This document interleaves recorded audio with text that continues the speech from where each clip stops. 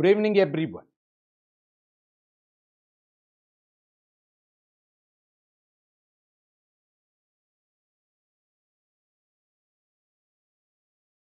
Ladies and gentlemen, welcome to Unacademy. This is Success Sampath interacting with you. You know, Unacademy, India's largest and the best online education platform. Hope you're aware.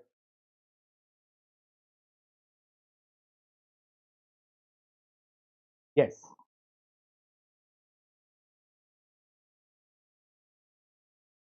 Right. What are all the benefits you are likely to get once you enroll yourself in Unacademy? Ladies and gentlemen, if that's going to be your question, of course, you got daily live classes and you can chat with your educator and you can engage in all-round discussions. You can also, that ask all your genuine doubts, the educator, participate in the answer polls. All these things you can do when the session's going on. Ladies and gentlemen, you got structured courses here, which is completely based on UPSC Civil Service Examination pattern and syllabus as well. One particular point you might be aware, we are keep on emphasizing, it's not knowing the stuff, knowing to deliver the stuff, because delivery matters. And we've got, that mechanism to evaluate your, preparation at various levels by conducting regular mock tests and quiz programs. And you get, the detailed analysis based on your performance. You come to know where you are strong, where you are weak. Ladies and gentlemen, once you enroll yourself in Unacademy, you got unlimited access all the videos we have, whatever may be your electronic device, whether it is mobile phone, laptop, desktop, irrespective of your electronic device, you are ready to access all the videos there. Let me put this way, otherwise you can learn from anywhere, anytime. What you have to do for that? Please download Unacademy Learning app immediately. Whether it is Android or iOS, ladies and gentlemen, once you download, you're ready to access all those benefits what we are enlisting now.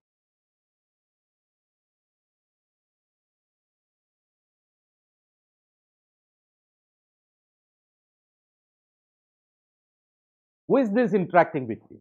This is, of course, Success Sampath from Chennai with unique experience of got exposed to the fields of, engineering, management, and legal education.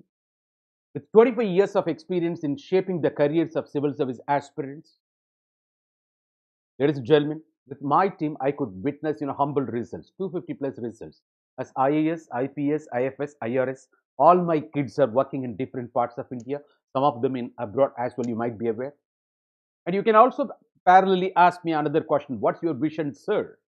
Yes, to provide career solutions, especially by enabling youths of India better to embrace the global community. Fortunately, this particular vision of mine is completely in alignment with Unacademy's vision. We are working together so that you can become a leader in your own capacity. Ladies and gentlemen, you can also reach me through Telegram channel, say Unacademy_Sampath, or you can also watch a lot of my videos already, part of Unacademy, available in YouTube channel. Maybe you can use, that Success Sampath or Sampath Iruvengidam. And when it comes to, that sociology, variety of videos available. We discussed a lot of topics already. The various perspectives in sociology and also various thinkers, even Indian sociologists, and basic concept series also. And not only that, ethics and integrity, essay paper, international relations. And when it comes to platform, you got variety of MCQ questions solved there. With you of prelims, you might be aware.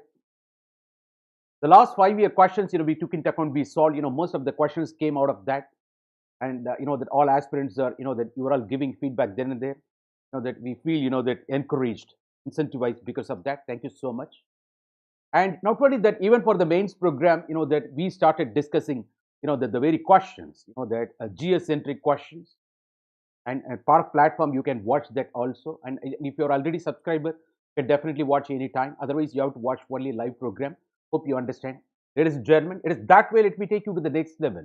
Yes, it's not only me. We, that part of Unacademy, we are more than, that 100 plus top educators waiting on the part of, Unacademy to support you, so that you realize your dream goal. You become, leader in your own capacity. And ladies and gentlemen, and what you have to do, of course, that under UPSC Civil Service Examination, you got more than 15,000 courses.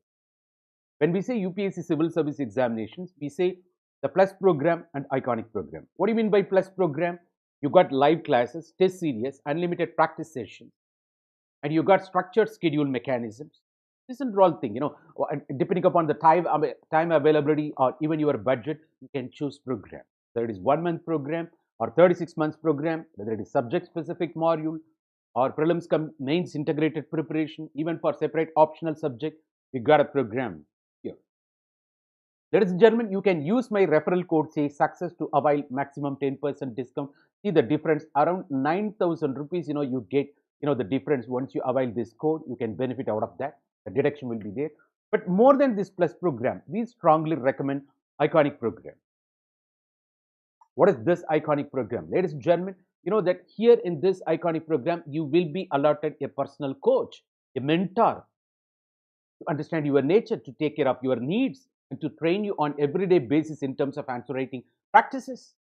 Ladies and gentlemen, it's almost like, though it is virtual learning, that you will understand, that it will be like, individual attention.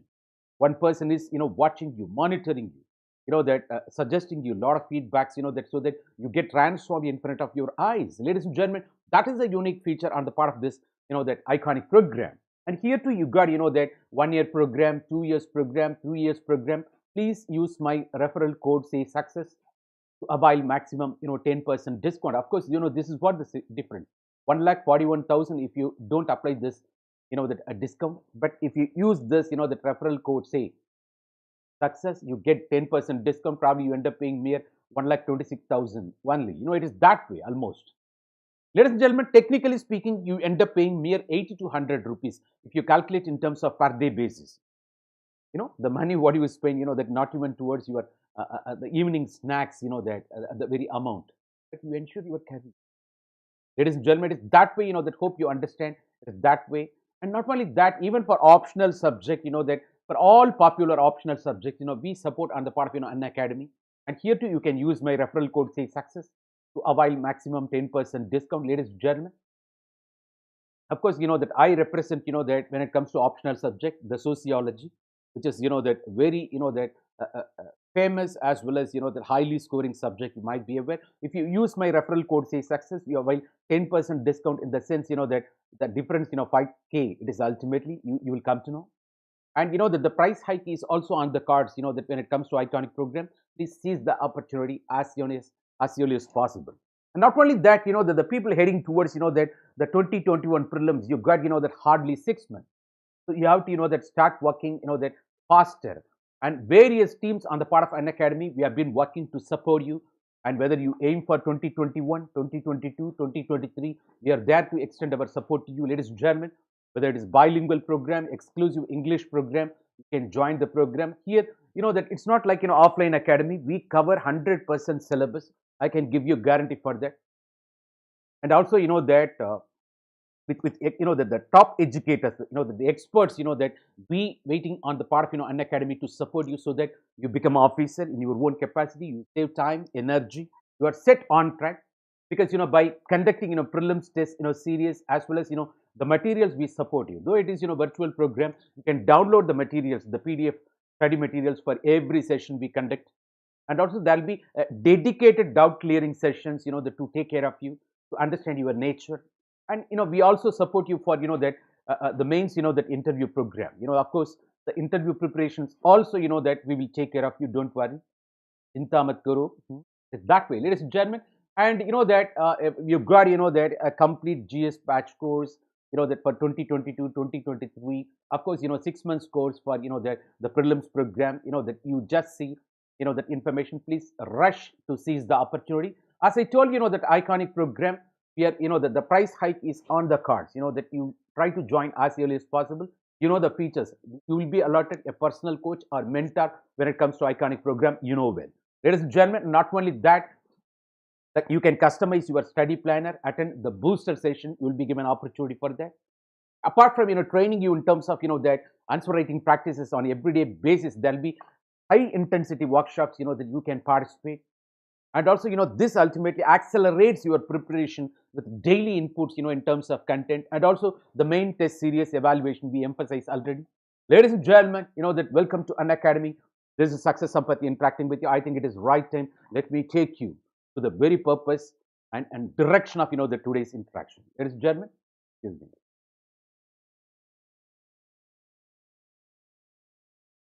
Can also refresh parallelly. Yes, I'm sorry.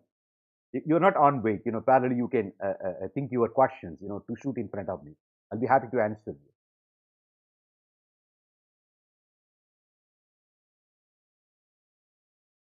Yes, this particular session, that is centered around, of course, backward class movements in India. Because, the previous session we discussed, peasants and farmer movements in India.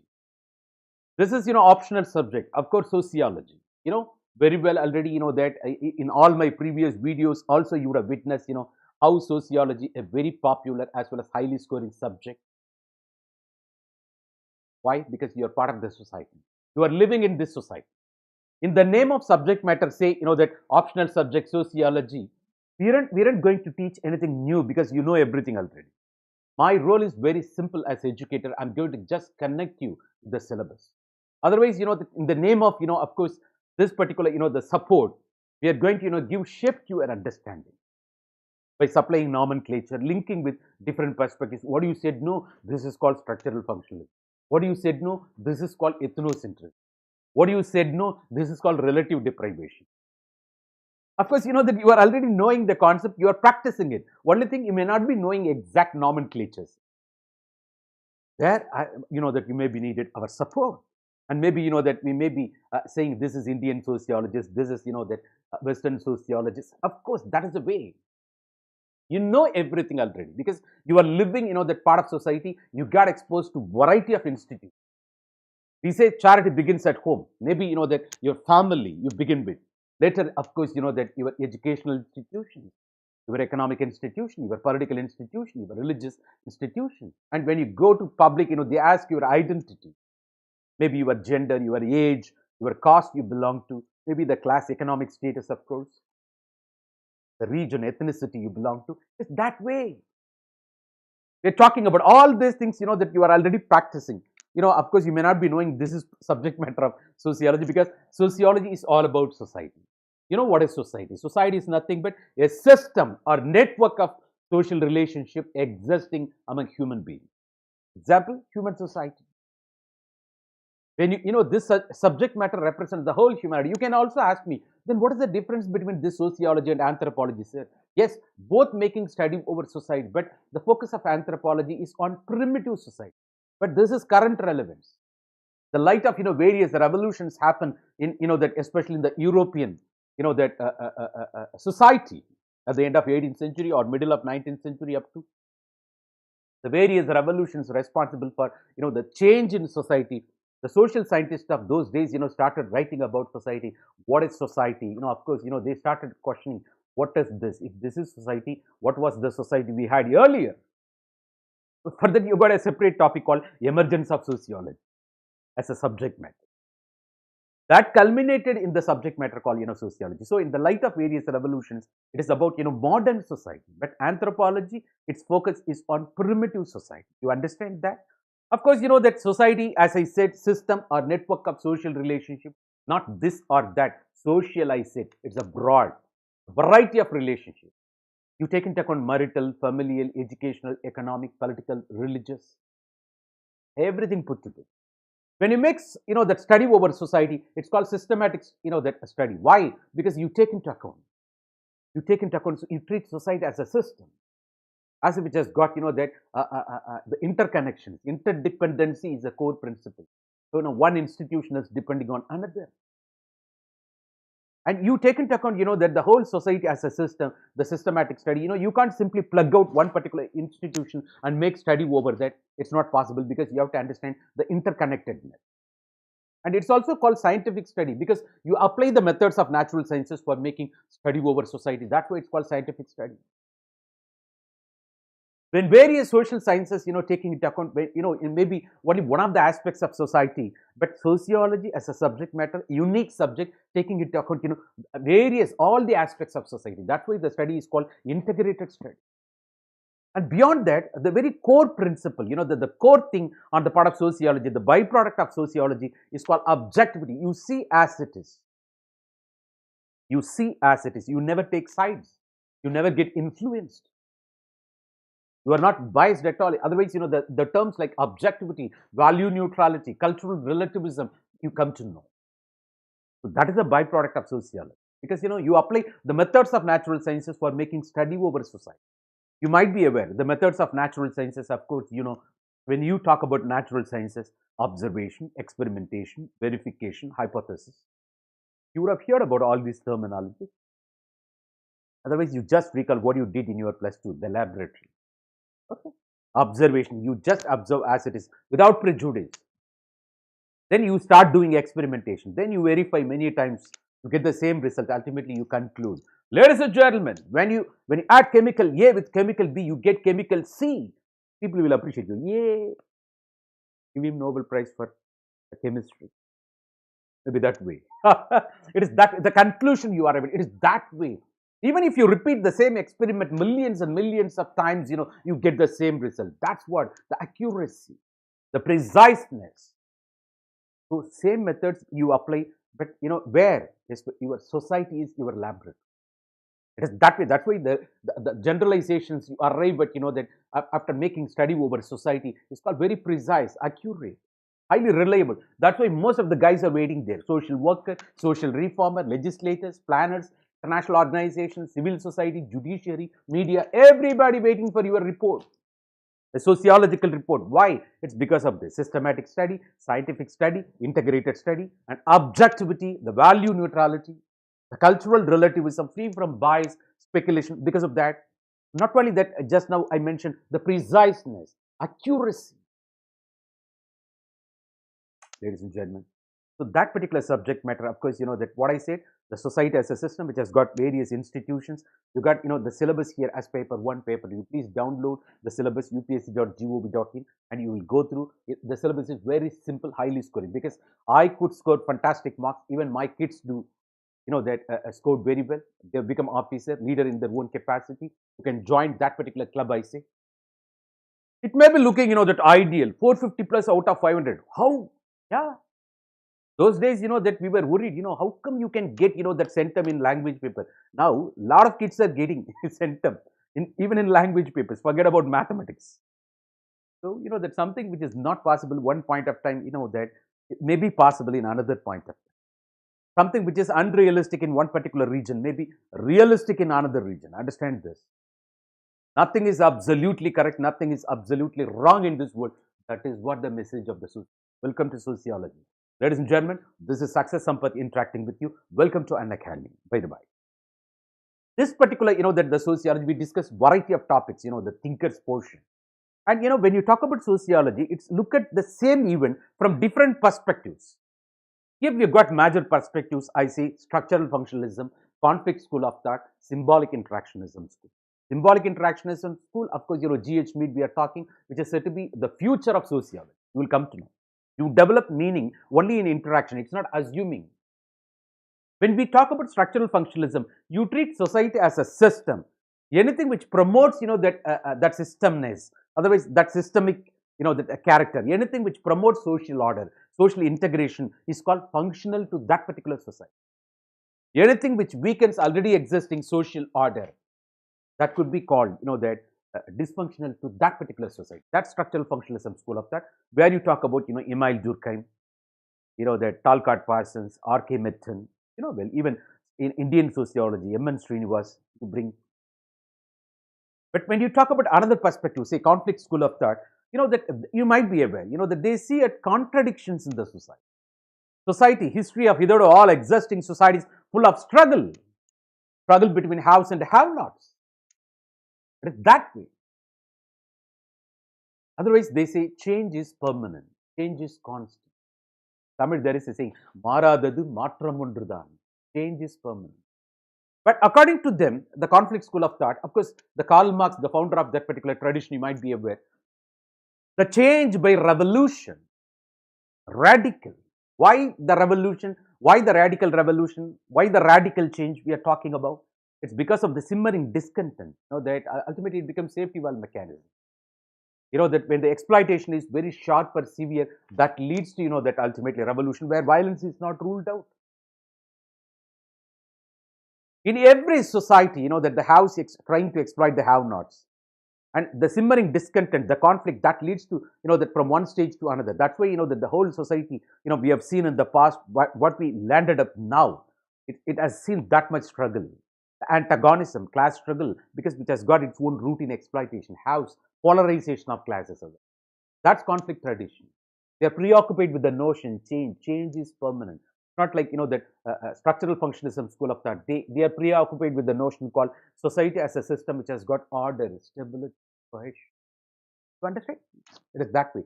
So when it comes to the conflict school of tradition, of course, not only Karl Marx, you talk about Max Weber, you also talk about Indian sociology, A.R. Desai. That it is that way, ladies and gentlemen. We discuss a lot of sessions based on that. You please watch that. Even the basic concepts today, or the discussion is centered around that the very the social movements in it. Do you know what is social movement? This question, simple question. Even in the last session, I asked you, what is social movement? It is mobilization of people, collective effort. For what?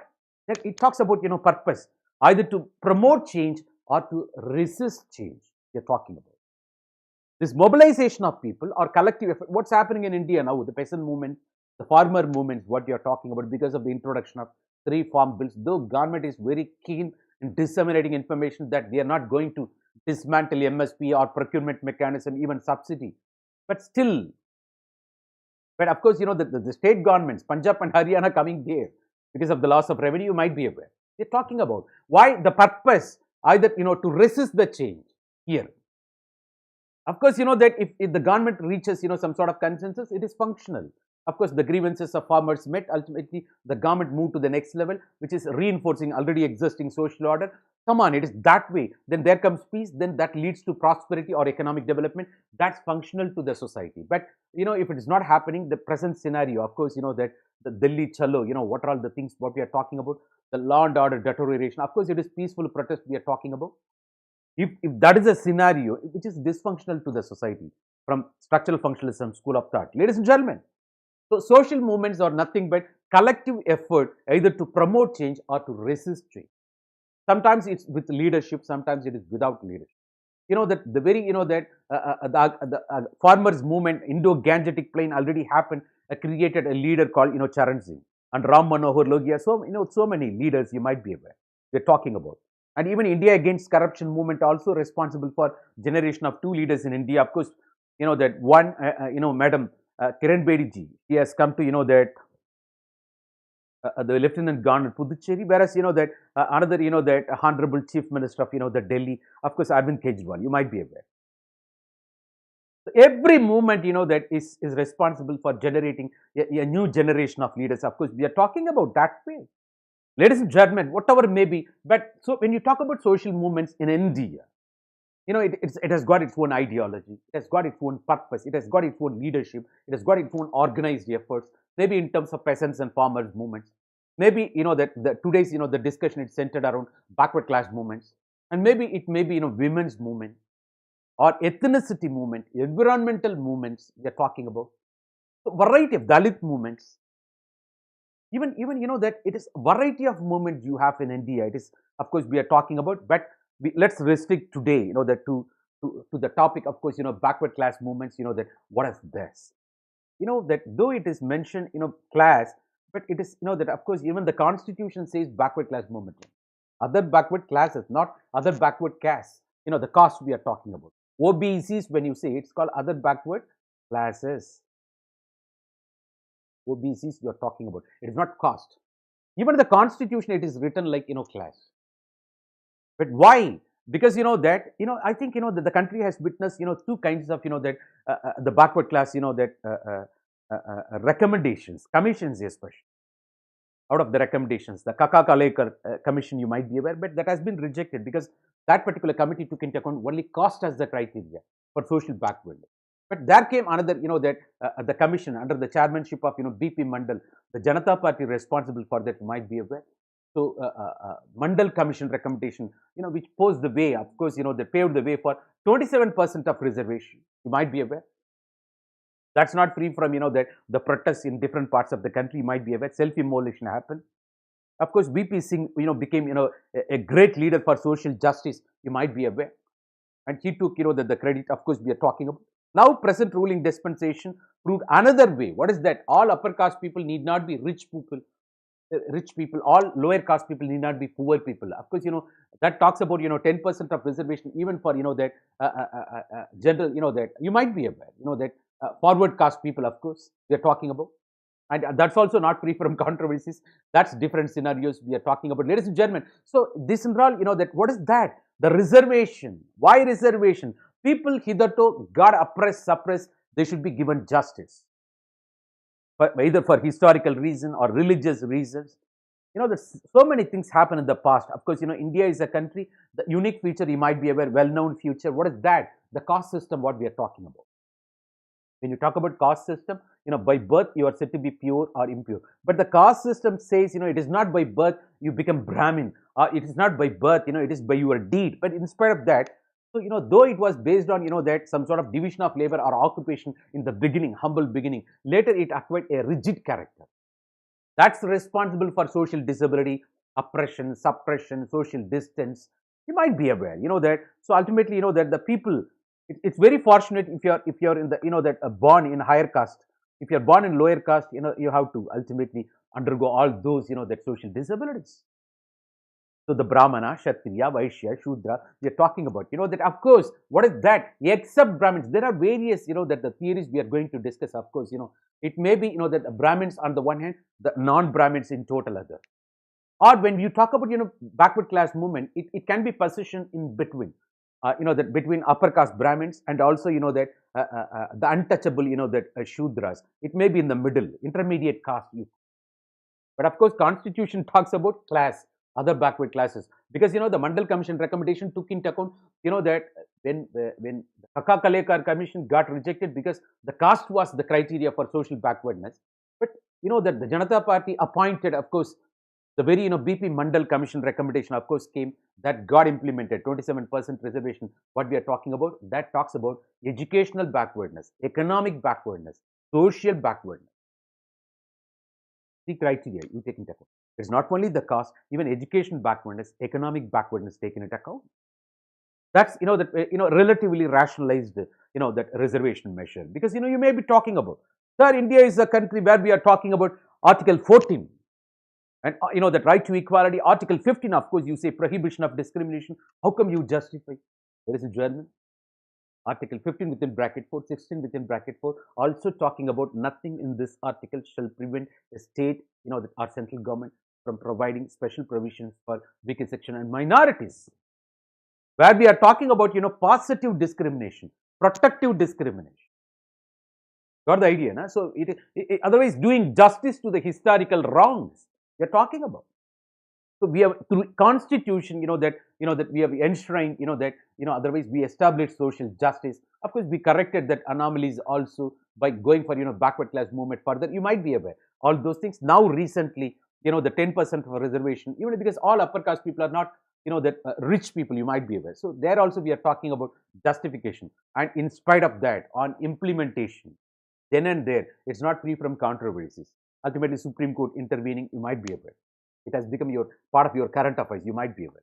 And at the very backward class movement, when you talk about variety of movements, these movements ultimately that vehemently that opposed the Brahmanism, otherwise anti-Brahmanic stand that we are going to discuss, because hitherto the oppressed, suppressed, because the Manusmriti, the caste system in play ultimately. And in Dalit movements, it has gone extreme. They started retaliating also. That is the trend you witness on the part of Dalit movement. And several movements like Satya Sodak, that Samaj and Sri Narayana Dharma Paripalana movement, and also the Justice Party, and also Dravidian movement in the south we are talking about. And you have to understand a clear cut, the difference between, the backward class movement in the north and backward class movement in the south. When you talk about south, they are the pioneer in, the backward class movement. Because, that the way with which, that the very backward class people in South India opposed anti-Brahmins. I mean, of course, the very Brahmin, that never happened in north. Whereas in the north, the upper caste domination not only diluted, they also shared position with other dominant castes. And also, that the non-Brahmins, to some extent, that tried to emulate Sanskritization measure. That they lived in harmoniously. That though there are some skirmishes, that some protests, there's some sort of disturbances. More or less, that it's a gelling mechanism there. And also, that they go back to Vedas, that the Arya Samaj, of course, that all those movements, and also bringing back, the Muslims, the Garbhapsi program, everything happened there. So it worked in North India, but whereas in South India, they were the pioneers in anti-Brahmin movement. Ultimately, they went against all-round opposition. And rather, that, it's not only that the trend, especially Dravidian party, the E.V. Ramasamy Naikar had gone to the extent, that saying, that Dravidians are the native indigenous people. Of course, Aryans came from somewhere. How come they can dominate? What happened, that if you want to have self-respect, that you try to have, that your own education, try to enter into government service, be part of, administration.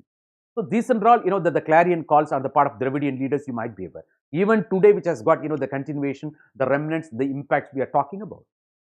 And, that the E.V. Ramasamy Naikar even did not hesitate to, the join hands with, that Ambedkar, Dr. Ambedkar and Muhammad Ali Jinnah even during partition period.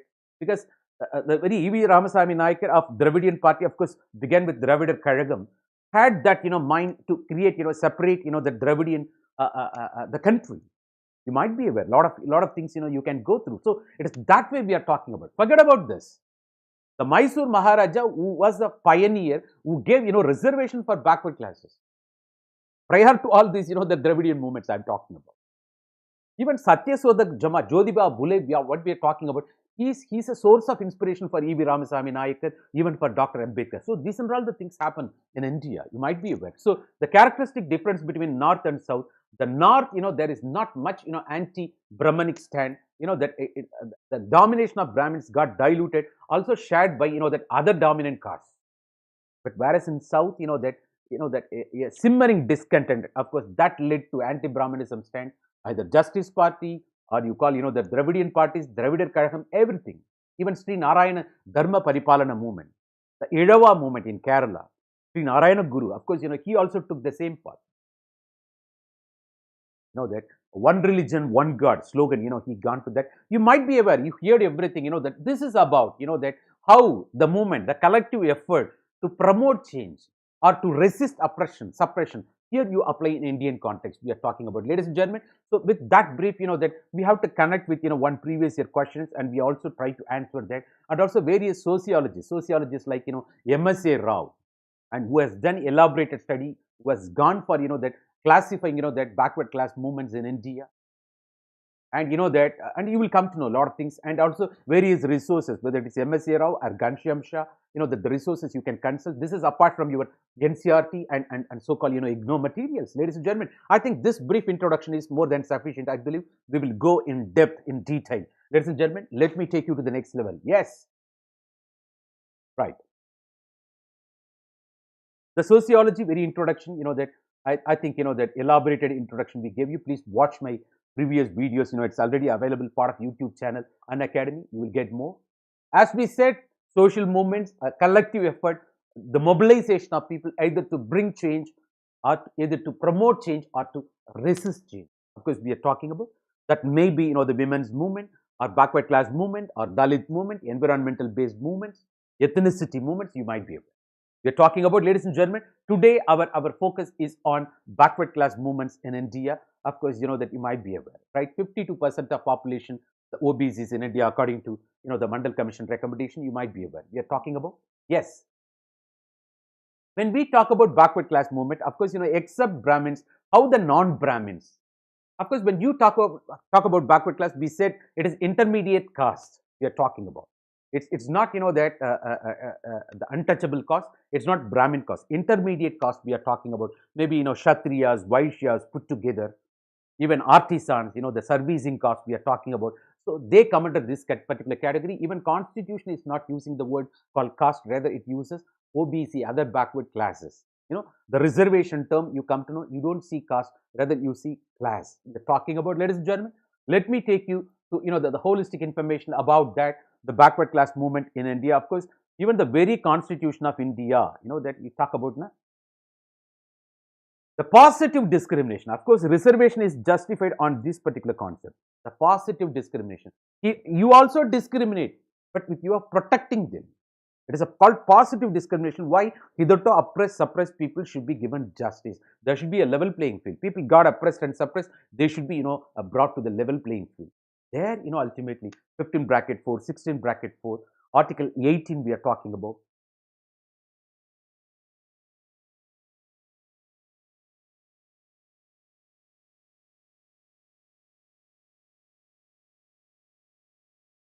Yes, that way we are talking about, ladies and gentlemen. So Article 18 you talk about, that the very 24 you talk about, 29, 30, 45, 275, 164, 338, 340, 342 even, 5th schedule, 6th schedule. All these things you take into account, ladies and gentlemen. Of course, the positive discrimination, protective discrimination. But in constitution, that the other backward, that it is not other backward caste, other backward classes, that but it is mentioned as a class, not as a caste. And keep on mentioning this, don't write caste there, it's fun there. What is that? The recognition, because the first, the recommendation, of course, Kaka Kaleka Commission got rejected because it took into account only the caste as the criteria. Whereas Mandel Commission recommendation talks about social backwardness, educational backwardness, economic backwardness parallelly. Ladies and gentlemen, we are talking about it is taken into account in that sense, we are talking other backward classes in India. That is why the creamy layer notion you are talking about. And that it should be rationalized, we are talking about. That it should reach, even Dalit community, the reservation can be, you can apply, the creamy layer. And given the fact, we see revolution in Supreme Court judgments. Recently, what happened? The physically, the differently abled people were given judgment. They should be treated on par with the SC/STs. Recently, there came judgment. That same way, you can also rationalize reservation when it comes to Dalit caste. Maybe, that all scheduled caste people are not poor people. You just imagine a scheduled caste, that IAS officers whose, the son or daughter receiving again reservation, but it's not going to the originally intended people suffering there. So it can be rationalized, that, and also the only first generation people should be, I'm keep on talking about this. Maybe the planners, of course, maybe when we take part in parliament, definitely we will do that, of course. And it's also a message to, the present legislatures, of course, I'm talking about. Ladies and gentlemen, what is that? You rationalize. You should reach the very needy people we are talking about. Only first generation people should be allowed to enjoy reservation. So those measures, rationalization can be done that way, of course. The Shudras, of course, that just short of, that untouchability. What we are talking about, the lower ranks of the caste hierarchy. When you talk about backward class movement, that for Brahmins, all rest of the people are Shudras. All non-Brahmins are Shudras. You understand? That's also working, that in social, the contextuality, you might be aware. Okay, it is that way we are talking about. But when you say backward class, sociologically speaking, it is in between Brahmins on the one hand, the Dalits on the other. It is in between, intermediate caste we are talking about. So backward communities, the term first time, it is not backward class, backward communities. The term first time used in official parlance, especially in the state of Travancore, 1930s, you come to know. We are talking about historical antecedent of these backward class movements. Ladies and gentlemen, and where it recognized the educationally and economically backward sections called backward communities. 1930s we are talking about. You understand, ladies and gentlemen, it is that way, here you talk about Dravidian, that South, of course, the Periyar Dravidar Kazhagam, and CNA Annadurai, who came out of that Dravidar Kazhagam, formed a separate party, DMK, even today, opposition party in Tamil Nadu. Of course, later, the very responsibility took over by Karunanidhi, and now whose son is, that leading, and you might be aware, you see the continuation, and I think this is Rattamalai Srinivasan. We are talking about one Dalit leader, the past. Of course, we are talking about all these things, ladies and gentlemen. And Madras province in 30s, that used the same term, of course, the backward communities, not only state of Travancore. That the caste, that it is a caste, the backward community, when you say it is a caste above untouchables, but below, that ultimately Brahmin. It is otherwise called intermediate caste. Ladies and gentlemen, we are keep on emphasizing this. Not only that, when you say OBCs, the OBCs are very diverse groups we are talking about. That not confined to that the Hinduism alone. When you talk about, because that this backwardness, that otherwise the caste system, even you witness with that Islam, Ashraf, Hanafis, we are talking about. Even the Pathans, that you hear all those things, that so it is not restricted to Hinduism alone. So the traditional occupational identification with what socio-economic status we are talking about. The very traditional, that occupational identification with what socio-economic status, that goes beyond Hinduism also, taking into account, embracing, the people of other religions, other faiths too, ladies and gentlemen. So OBCs are very diverse groups, not confined to or restricted to Hinduism alone. It's not only talking about traditional occupational identification and also taking into account the worst scenario of socio-economic conditionality. So let me come back, sociological meaning of this other backward classes, ladies and gentlemen. You might be aware a large number of backward castes remain above the, that large number of, I repeat, backward castes remain above the scheduled caste but below the upper caste. You understand? This is what intermediate caste, let me put that way. Otherwise, you say the intermediate caste plus cultivating caste plus artisans plus service caste put together called backward classes in India. You understand, ladies and gentlemen? Intermediate caste, cultivating caste, of course, the farmers we are talking about, and artisans, that all those, that handiworks, you might be aware, that it is that way, and servicing caste, that you come to know through judgment system, you might be aware. Ladies and gentlemen, it's that way we are talking about. Let me take you to the next level. And that similar to Dalits, this backward caste people or backward class people, they are also the victims of the caste system and social oppression. Because that when you talk about caste system, that you might be aware Brahmana, Kshatriya, Vaishya, Shudra, and outcast. Of course, Gupta period that came. The Chandalas. You would have heard old movies in Tamil. Pavi Chandala. I don't know. That other states how you call Chandalas. That of course outcast they are called. That it's that way. That came during Gupta period. You might be aware. So except Brahmins, all are called. In general, that non-Brahmins can be called, but here, backward class movements, when you say it's in between intermediate caste, Kshatriyas, Vaishyas, maybe the cultivating caste, artisans, servicing caste, put together, we are talking about. Ladies and gentlemen, so the oppression, when you talk about caste system, definitely social disability. Definitely, the social disability. Definitely oppression, suppression, the taboos associated with that. It's very fortunate if you are born in upper caste. If you are born in lower caste, you have to listen to the music. It is that way we are talking about. That's why the historical correction, the something wrong in the past, what happened, the justice, done through constitution, you might be aware. So the very cause, that you have to understand what is the very purpose of this all backward class movement, the inequality of status and unjustness of the caste system. Something wrong has been done in the past, it has to be set right. That's why the reservation or protective discrimination, positive discrimination, ladies and gentlemen, we are talking about. And of course, why it happened, who are all responsible for, this, the pioneers in the backward class movement? Of course, I said the South India happened to be a pioneers, not only South India, even the Western India, Jyotiba Phule, we are talking about Satya Sodak Samaj, he was called, Mahatma, prior to our Mahatma Gandhi. He was called Mahatma. And he became source of inspiration to all this, Dr. Ambedkar, E.V. Ramasamy Naikar, you might be able. And Kolhapur Maharaj also, we are talking about. Chowji Maharaj, you might be aware, that it is that way we are talking about how it was possible. Why this consciousness came? Because that it talks about fundamental rights, inherent human potential, dignity on the part of every individual. Why? It's because of the exposure to the Western education. And liberal politics, we are talking about liberal polity and reformist ideology. It's questioning the tradition. Because in all scientific temperament, that you start questioning everything. It's not moved by the faith. You start questioning the faith system. That happened because of that. The people got exposed to that Western education, liberal polity, reformist ideology. They started, ultimately thinking this way. The inequality of status, why? Unjustness on the part of caste system, why? That culminated in this way we are talking about. And also the catalyst in awakening the very backward classes to question the supremacy of, that upper caste we are talking about. It became ultimately.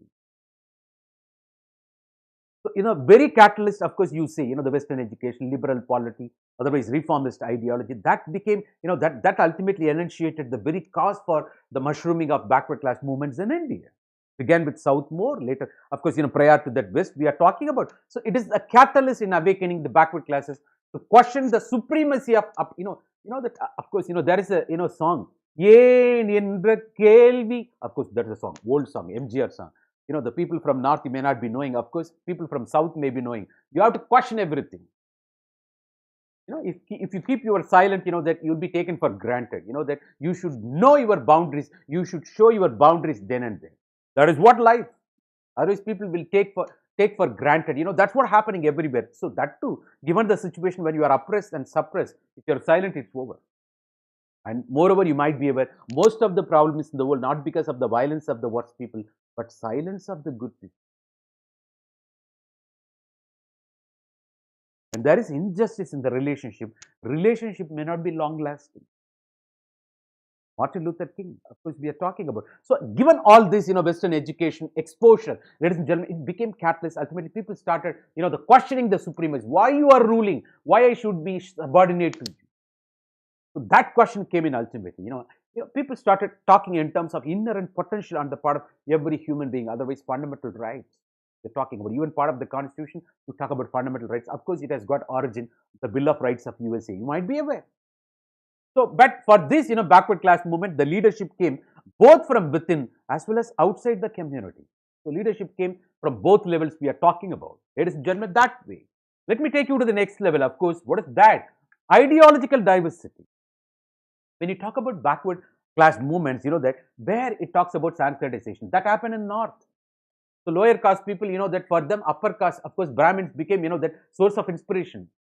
Because Arya Samaj gone to the extent saying that you are born in this particular caste. Why? Because of your previous karma. Probably if you strictly adhere to the dharma, maybe in your next birth, you will be getting higher birth. The justification came. That is the message they spread through Arya Samaj. Go back to Vedas. So, not only that, that you can also, that emulate the lifestyles of upper caste. Probably you get, that cultural change. As said by M.N. Srinivas in Mysore, the Sanskritization measure. So, this ideological diversity, when you talk about backward class movement, it is not a particular ideology. So, on the one hand, you see the Sanskritization, lower caste people imitating the lifestyles of upper caste people so that they'll be getting, that higher caste status and stand, that anti-Brahmin stand in some regions. And also, as I said, that Arya Samaj, go back to Vedas, revivalism. And also, some region, of course, reformism, Satya Sodha Samaj we are talking about. Sri Narayana Dharma Paripalana movement we are talking about. Even Justice Party, even Dravidian Party we are talking about. Dravidar Kazhagam. Yes, it is that way we talk about, the ideology. It's not this ideology. You don't fit a particular ideology with particular, backward class movement. Put together, you call the backward, class movement. Of course, intermediate caste, the cultivation caste, artisans, servicing caste we are talking about. It's in between Brahmins on the one hand, that untouchable Dalits on the other. Various, that ideologies, that it is not a single ideology, cutting across various, so a backward class movement is different in different localities we talk about.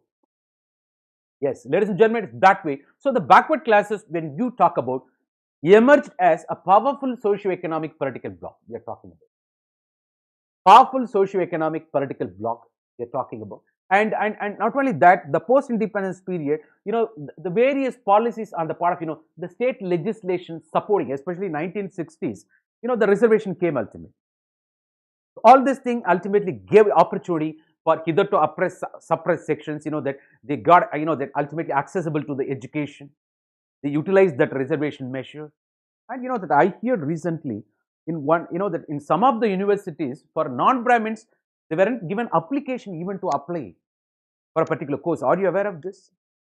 This is all the historical past, that of course some vice chancellors, with ultimately the Western educated mind, openness they came and they quashed all those, the traditional, the caste-based, that admissions in some universities. Are you aware of this? We come to know a lot of news like that. So backward classes, of course, emerged as powerful socio-economic political bloc. You talk about Yadavas, Rajputs everywhere. And also, the dominant caste everywhere, Reddy, Kammas, Kapus. Jats, you hear everywhere, they are dominating Kurmis. They are dominating the scenes ultimately everywhere. They're talking about happen to be OBCs, backward classes ultimately emerged as powerful socio-economic political bloc we are talking about. And post-independence period, and because of the legislation came in favor of reservation, protective discrimination, positive discrimination. We are talking about all these things. Ladies and gentlemen, not only that, it's also, that you have to understand other reasons. The land reforms, of course, we are talking about in peasant and farmers movement, non-implementation, non-strict implementation of land reforms. That's a failure, we say, but the point is the land reforms, ultimately, the abolition of, landlordism. The land for the tillers of the soil, that slogan came in. And, you might be aware, all those things ultimately happened. And ceiling on the size of land holdings. But, of course, all rich landlords, they went for binami transactions. That happened. You might be aware, that it is that way. So all that agricultural farmers, that the land will be registered and they have to put, that the thumb mark in the white sheet. What they can't go against zamindar, na? Already they are exploited. What they will do? So it is that way, that all these things happen. You might be aware of the story. And also the very green revolution, it created its own regional imbalances. Thanks to the food security that we attained because of that. But of course, that it favored only few crops, wheat and paddy. And also only affluent, that the farmers could benefit out of green revolution. You know the story. So rich gets richer, poor gets poorer. And also the selective green revolution and associated imbalances. And also the legal constitutional measures ultimately in support of, that this reservation, that came forward, the social justice, fundamental rights, everything what you're talking about. And also conferring equal status. Got the idea, na? You are no more, that inferior. In front of law, that rule of law, that is what we are talking about. Equality of law, equality before law. And if at all any aberration, you can approach the courts. The right to constitutional remedies, we are talking about writ jurisdiction. Article 32, 226, everything came. The conferring equal status, of course, we are talking about. And, when we entered into reservation or protective discrimination, positive discrimination, we talk about, equity, more than equality, equity. We understand unique problems on the part of every sections of population. The downtrodden people, marginalized section, minorities, that's a different scenario. So, and also various, the welfare nation notion, we are talking about. Welfare schemes for lower backward classes, we are talking about. That way, that whether you call Mandel Commission recommendation 27% of reservation or SC/ST reservation, prohibition of discrimination, and 7th schedule, of course, that 5th and 6th schedule, when you talk about, that the tribal affairs, it is all these things we are talking about, the welfare schemes for lower backward classes, all these things, that they benefited out of that, they emerged as powerful and socio-economic power, that political bloc. And that also that parallelly the state policies favored them more. We are talking about all these things, legal and constitutional measures, in what way that benefited them. We are talking about, I think it is right time. Let me take you to the next level. The changes from within the society. It's not only that, the change because of the law, the change because of the land reform, the change because of the technology, the green revolution. It's the change from, within the society also. Why? Because of the population growth we are talking about.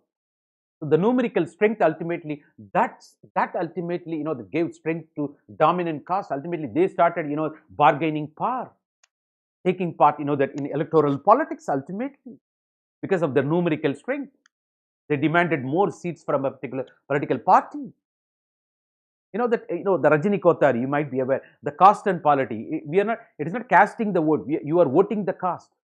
Identity politics, influencing the voting behavior of the masses by caste appeal. Of course, we are talking about. So the dominant caste in a particular locality, which has got, its own sway. So the population growth and also the breakdown of, judgment system. Because of this, ultimately, that you can do anything what you want. So ultimately, that thanks to technology, thanks to transport and communication, access to modern education, people came out of the bond. Even some rural areas, still the remnants you see. So the breakdown of judgment system, everything worked. So ultimately, that you are no more a bonded labor. You are no more a forced, that laborer for, a dominant caste in your particular locality or upper caste in a particular locality. So we are talking this tone, of course, that is what. So what is dominant caste? A caste is said to be a dominant in a particular locality. Of course, you recall Yemen Srinivas, Louis Dumont, Homo Hierarchicus book, you might be aware. A caste is said to be dominant in a particular locality because of their numerical strength, the size of the population. And the control on, that the village, that land, they've got, the massive lands under their disposal. And they control the village vote bank politics also. Yes, the whole India can be redrawn in terms of dominant caste. You might be aware. Whatever may be the political party, they have to respect this sentiment. Otherwise, they can't influence the voting. They can't be influencing the voting behavior of the masses. You might be aware. We are talking about it is that way. So upper, the backward classes we are talking about, especially intermediate caste. When you say they've got, access to, that the cultivable lands and also numerical strength, and they've got, well-off economic power to some extent, relatively when comparing with, the Dalits there. Right. So upper backward classes, that of course we say dominant caste, otherwise you say Jats, Yadavs, Kurmis, Gujars, Kapu, of course Chiranjeevi might be aware, and Reddis, Linkayats, Karnataka, Vokaligas, Karnataka, Patel, Gujarat, you're talking about the Kolis, the Marathas. So upper back, the intermediate caste we are talking about. So the backward class movement, you have to understand that the change, because of the change in composition of society also, the nature of society, it's not only through legislation, not only by land reforms, not only by technology, green revolution you call, also from, the change from within. So the intermediate caste, that ultimately started having control over the affairs of the village society we are talking about, ladies and gentlemen. It is this way. I think, it's right. Let me take you to the next level. Yes. What is that? The artisans and servicing caste. You might be aware, the goldsmith, blacksmith, you're talking about, the potterers, and that the handicrafts activity, variety of people. They're talking about, they joined the ranks of, the marginalized groups and wage laborers, the marginal and poor farmers. We are talking about ultimately, right? That so these people could not, command, that resources like those, that upper backward caste people, upper backward class people in that particular locality because of the dominant caste, but rather artisans or service caste joined the category of this, that marginalized groups of wage laborers, marginal, small and marginal farmers we are talking about. You understand polarization. Of course, though you are talking about, backward class, see the very stream got divided now. On the one hand, they got, the political power, and on the other hand, they become the rich gets richer, poor gets poorer. This is another trend you witness. Even within, the backward classes we are talking about. Ladies and gentlemen, it is that way. So backward classes are defined differently by different scholars. That you've got variety of, explanation. You might be aware. Backward classes, when you say, those were all not Dvija. Dvija means twice born. The twice born, the only Brahmins are allowed to wear that sacred thread. But, in one theory, all upper caste people, especially, the Brahmins, Kshatriyas, Vaishyas, three people were allowed to wear the sacred thread. So you call, in Tamil, it's called Punul. Otherwise, they call, that the sacred thread. Of course, you would have heard about the function in Brahmins family, investiture ceremony. Here in Tamil Nadu, they call Avani Avitam. So, the initiation to, Brahmacharya. You might be aware, the whole Hindu social organization says every Hindu should undergo the stages. What is that? Brahmacharin, Grahastha, Vanaprastha, Sannyasin. Brahmacharin, initiation to the student's life. Brahmacharin stage, by the investiture. Yes, that wearing a sacred, the thread. I have witnessed in my friend's family, the functions they celebrate. Even today, you would have witnessed. On the day, even the old people exchange, they change the old one with new one. You might be aware. You would have heard, in your friends, that neighborhood locality. Yes, backward classes, when you say those who are all not Dvija, that are that when you say Dvija, twice born, Brahmins in narrow sense, but in broader sense, the three upper caste people, as I said, Brahmin, Kshatriya, Vaishya, they are allowed to wear. You can ask me, Kshatriya not wearing on the day of marriage. The Prohit says, the pakam podungo, the pakam podungo. You would have heard that on the day of marriage you are allowed to. All these things. It's all notion, faith, everything. That. So the tradition, custom followed. You might be aware, but we are not questioning that. That when some sections of population getting affected, that's inhuman. When something affects, modesty or dignity, maybe, no way you either history or religion can justify that. Don't recognize the inherent potential of even Bharadiyar, a great national poet, violated all this custom. He used to take, that the Dalit people to the, Agraharam street, and he was criticized for that. You might be aware. And people from Tamil Nadu, they would have watched movie Bharati also, who married Chellamal. You might be aware. Even Prime Minister Modi ji recently, that honored the great poet. You might be aware. It is that way we are talking about. So three upper castes, that Varnas who wear sacred thread. It is in a broader sense we are talking about.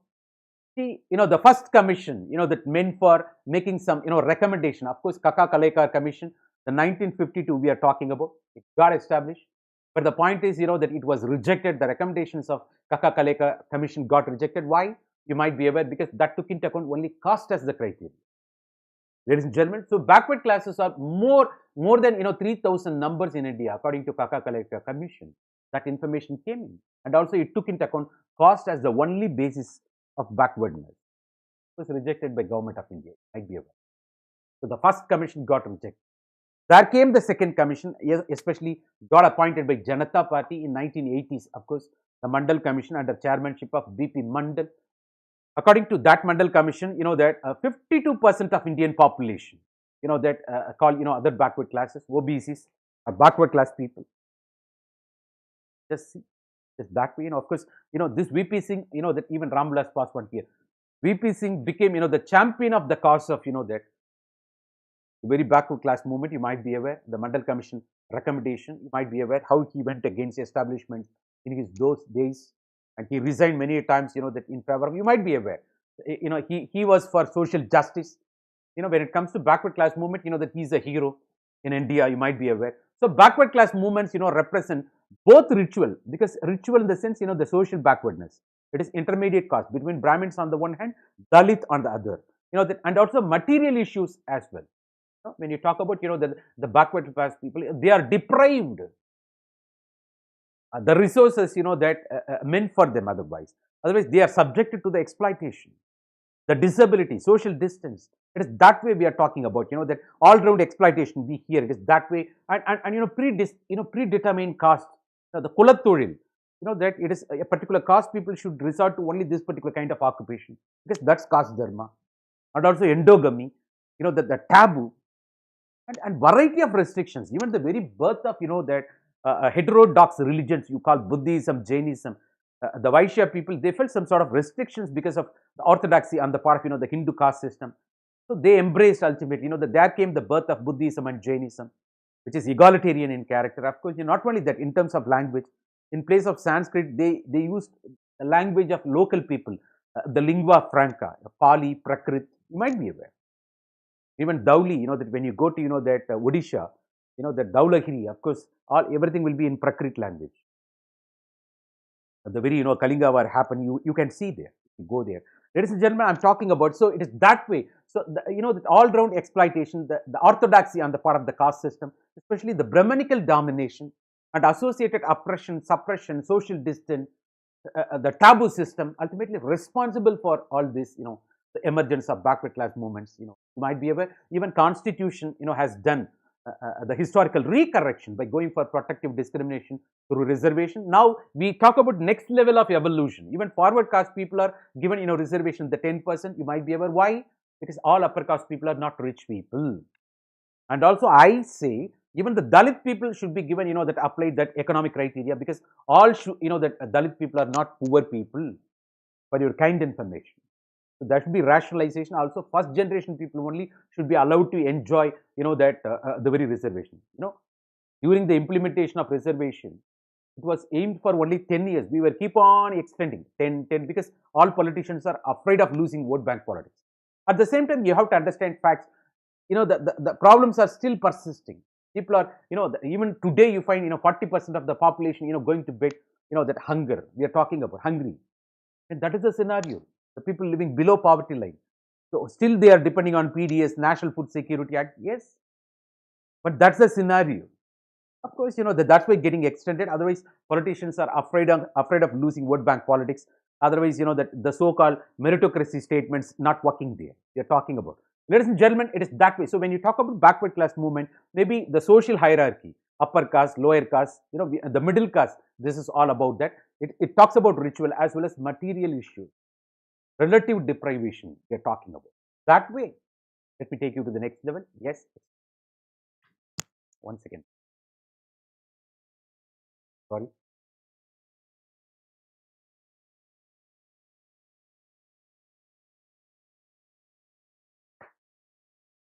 You can also refresh yourself.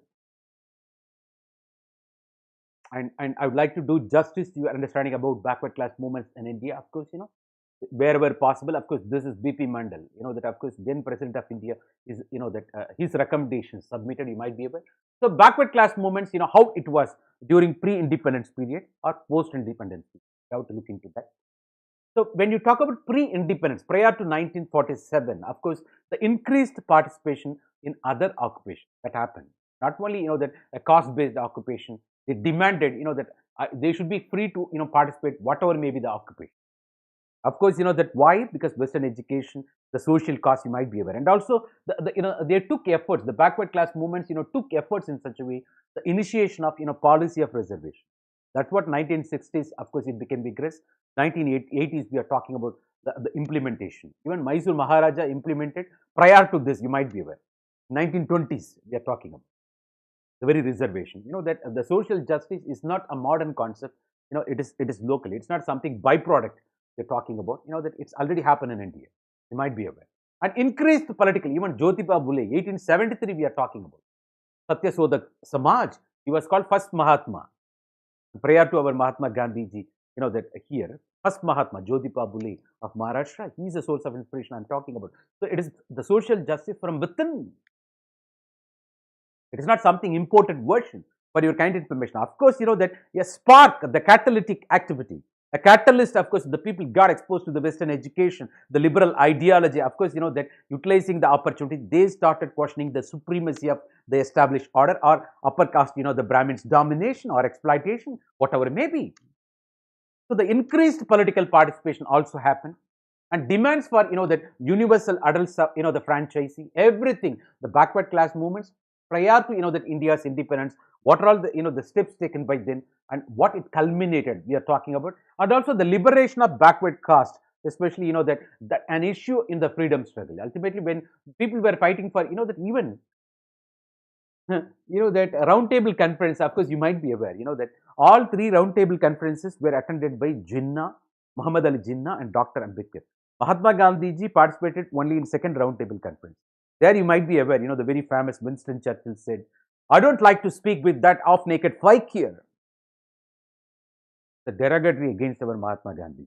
Because Mahatma Gandhi just, that simple, the way of dressing. He gave up everything for the sake of, poor people, you might be aware. And the Winston Churchill, that characterized that way, you might be aware. Second roundtable conference, that every time when India was fighting for India's independence from British, the colonial exploitation, so the Jinnah through Muslim League came for his own share of cake, and also Dr. B.R. Ambedkar came for, that represented, that Dalits, that plight, you might be aware. So somewhat, Pune Pact, Lucknow Pact, variety of things we are talking about.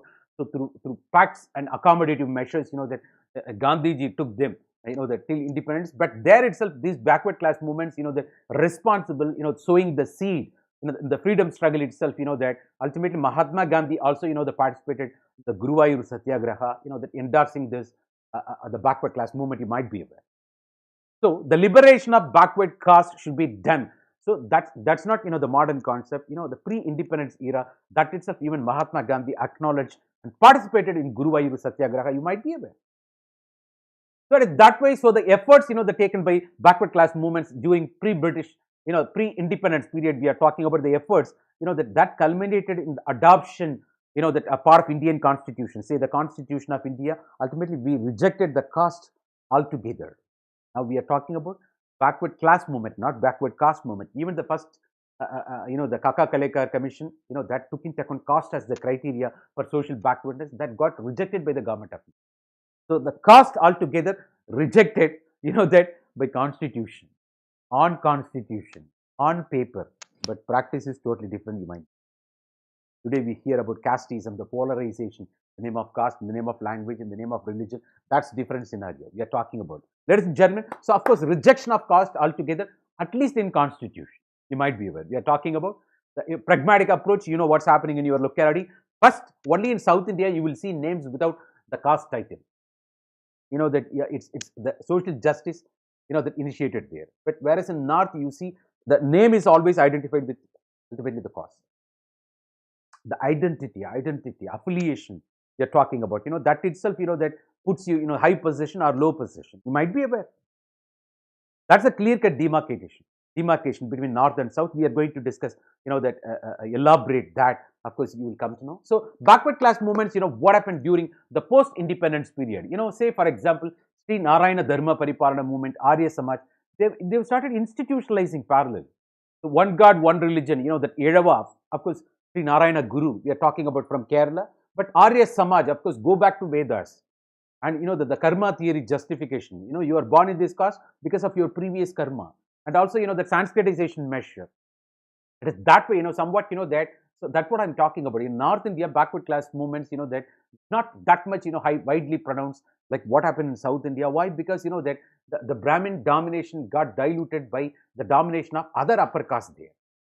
And also, that somewhat gelling, that never resulted in the retaliation of upper caste Brahmins there.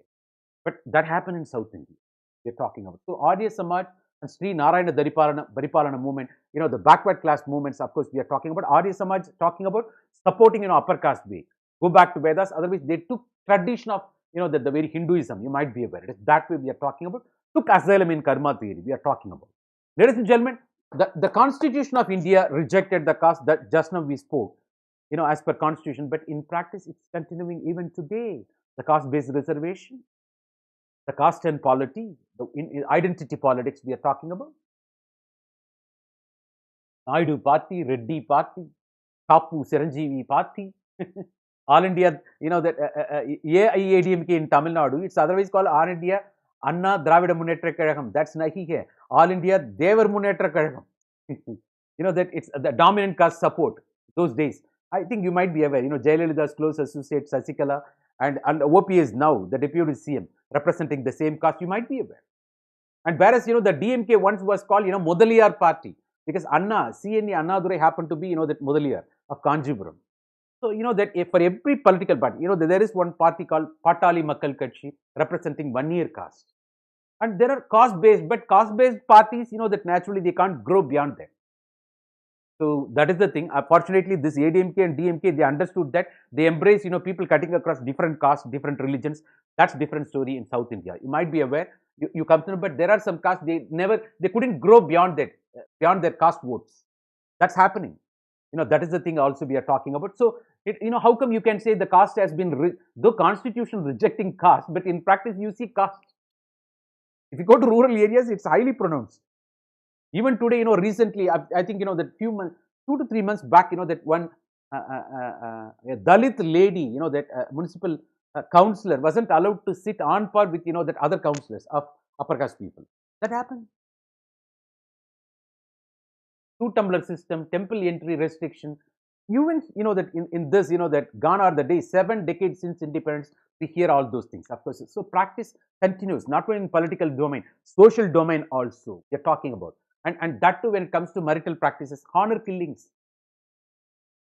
Honor killings we are talking about, ultimately, the kangaroo courts, that the katta panchayats, kap panchayats you hear, the intercaste marriages, that not even, the permitted ultimately. So many things are happening. That says caste is living even now, the proof, of course, that has gone, that's got in, that's what, Emergence Srinivas says, the 21st century avatar. It has got institutionalized. And also, that the Sanskritization too continued. We are talking about, so the lower caste people always, they're trying to imitate the lifestyles of upper caste people and giving up all those, that meat eating practice or resorting to betel nut practice, you might be aware, and learning Carnatic music. It is that way. All these things you hear. So, this is Sanskritization as, that identified by Emergence Srinivas in Mysore. You hear. And also, that all these things, what we are talking about came to an end with the acceptance of Mandel Commission recommendation. Mandel Commission recommendation, 27% of reservation that give ultimately accessibility to, that central and state government jobs and higher education, the reservation ultimately. So, economic affluence and political participation happened. So, ultimately, they gave up that, Sanskritization, everything model, that all those, that the caste dependent, respect model gone now. We are talking about more or less, at least in the urban areas, but rural areas, you see the remnants still, in spite of that. Ladies and gentlemen, so competitions between, that, so the OBCs, other backward castes, those days backward classes, and Dalits for benefits, that also came to an end. because of the Mandel Commission recommendation that talks about, that 27% of reservation. Even today, then and there you hear, that some sort of controversies when it comes to, that maybe the PG, the medical, that seats allotment, that by the Central, Medical Council of India. Of course, you talk about Supreme Court judgment there, and ultimately, that the doctors coming and protesting, and also we hear a lot of, that the bogus things happen where people accuse, upper caste, that it took inroads there and trying to do injustice. So many things we are talking about, even NEET politics recently.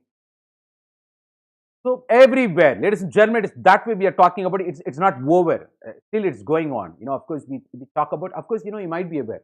In American politics, the pressure group is Jewish community. The Jewish people, you might be aware. Zionism movement, Jewish people from Israel. They are the remote control there. Even in India, that one report, according to one report, 70% of that the top positions even today is controlled by the Brahmins, upper caste Brahmins. So they've got their own inroads. You don't know what's happening, whether reservation is properly implemented or not. That's the opaqueness, lack of transparency. That's why that the political parties coming to streets ultimately opposing. So that pressure group, Brahmin group everywhere, not properly implementing. Otherwise, they do something. What's happening inside. Even the roster system in UPSC also that came criticism. You might be aware. It's not speaking against anybody or favor of anybody. Why the controversies? Why they came in newspaper? Why Supreme Court intervening? That is clear-cut example we are talking about. Ladies and gentlemen, let me take you to the next level. So, backward class movements, the post-independence period we are talking about.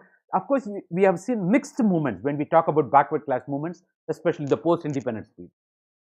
And which address the problems of backward classes we are talking about, no doubt. Many women movements also join. So, that it is broad-basing the movement. Otherwise, that we're talking about, that. So, other movements also joining and taking part. Even when we were talking about peasants and farmers movement and the Madhapatkar now talking there, and environmental movements, of course, that are taking part. Civil society joining the effort ultimately. You might be the same way everywhere we are talking about. But when India became, republic, 26 Jan 1950, on accepting the constitution, what happened? So, All India Backward Classes Federation, that got established. Of course, we are talking about. And it's because of the efforts of, that the Punjab Rao Deshmukh, we have to appreciate. And, that benefits somewhat the community. Of course, we are talking about. It's a merger. The outcome is merger of, two different entities from UP and Bihar. We are talking about the UP Backward Class Federation and Bihar State Backward Class Federation came together, got merged. The effort of, the Punjab Rao Deshmukh we are talking about. Rao Deshmukh and All India Backward Classes Federation, AIBCF. I think, when you go to a railway station, you would have seen the boards and all. OBC, wing, all those things, that I think you see. The caste based, SC/ST, that Mazdoor Sangh, OBC Mazdoor Sangh. Yeah. So that's clear-cut example, that the trade unions you talk about on caste lines. Of course, you hear to protect their own interests, we're talking about. Of course, so OBCs, otherwise called upper backward caste, they emerged. They're not upper beyond Brahmins, less than Brahmin, that lower than Brahmin and higher than, Dalits. Intermediate caste, we spoke already, ladies and gentlemen. So, OBCs, the upper backward caste emerged as most assertive social groups in India. They emerged as most assertive social groups in India. You might be aware, given 52% of, the population, you might be aware. Anybody commanding, that ultimately is the support, they can rule the nation. You might be aware. That's why political parties, keep on running behind this, OBC. Because, that after all, you might be aware, that the Brahmins are very, the marginal percentage, you might be aware.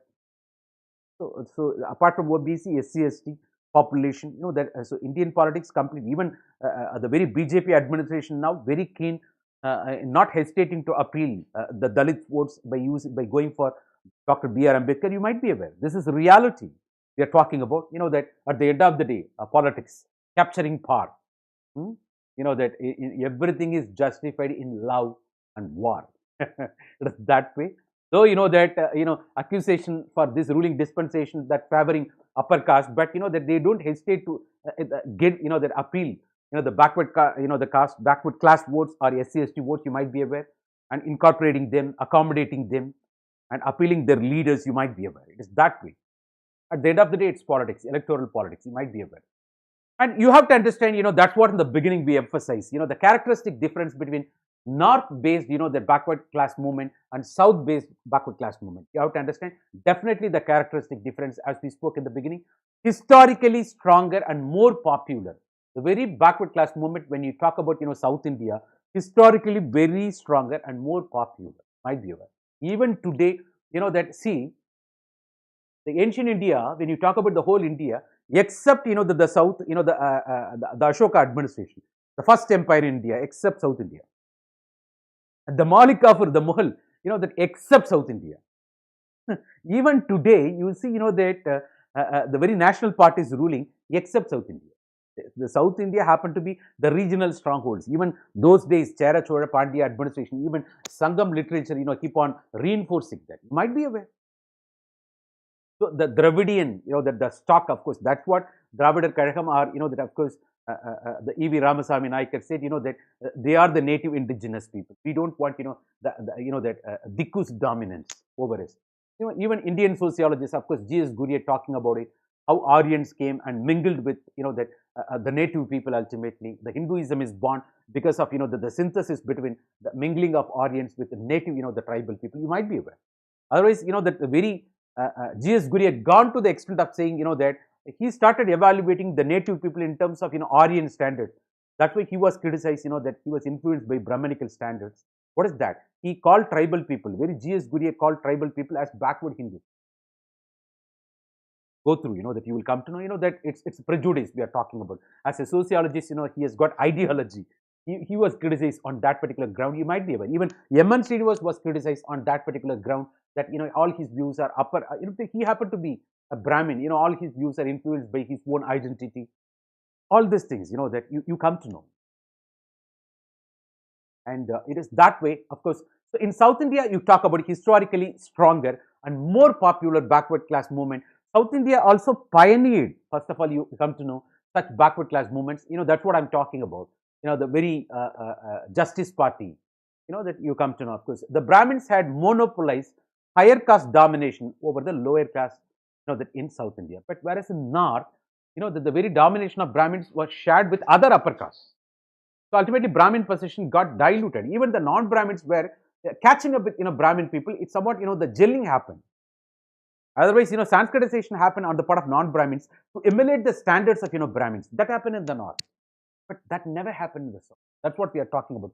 So Brahmins had monopolized the higher caste domination over the lower caste in South India. That is the bone of contention. What happened? So the Brahmins were not only the higher caste in North India, but the domination over lower caste was also shared. That's what I'm saying. Diluted by several other dominant castes, especially Rajputs, Kayasthas, Vaishyas. So it's not a single, but that Brahmin domination as happened in South, we are talking about, ladies and gentlemen. That is what the characteristic difference, first difference we are talking about. And not only that, so Arya Samaj and its message, as I told you earlier, the karma theory. You are born in this particular lower caste, it's because of your previous karma, nothing to do with that. So you strictly adhered to the caste-based occupation, taboo, strictly adhered to, probably maybe in your next birth, you may be getting upper caste. So that karma theory based asylum, karma theory based, explanation given by Arya Samaj, and also the determination of a place of a person in a society is based on karma theory. They convinced in such a way.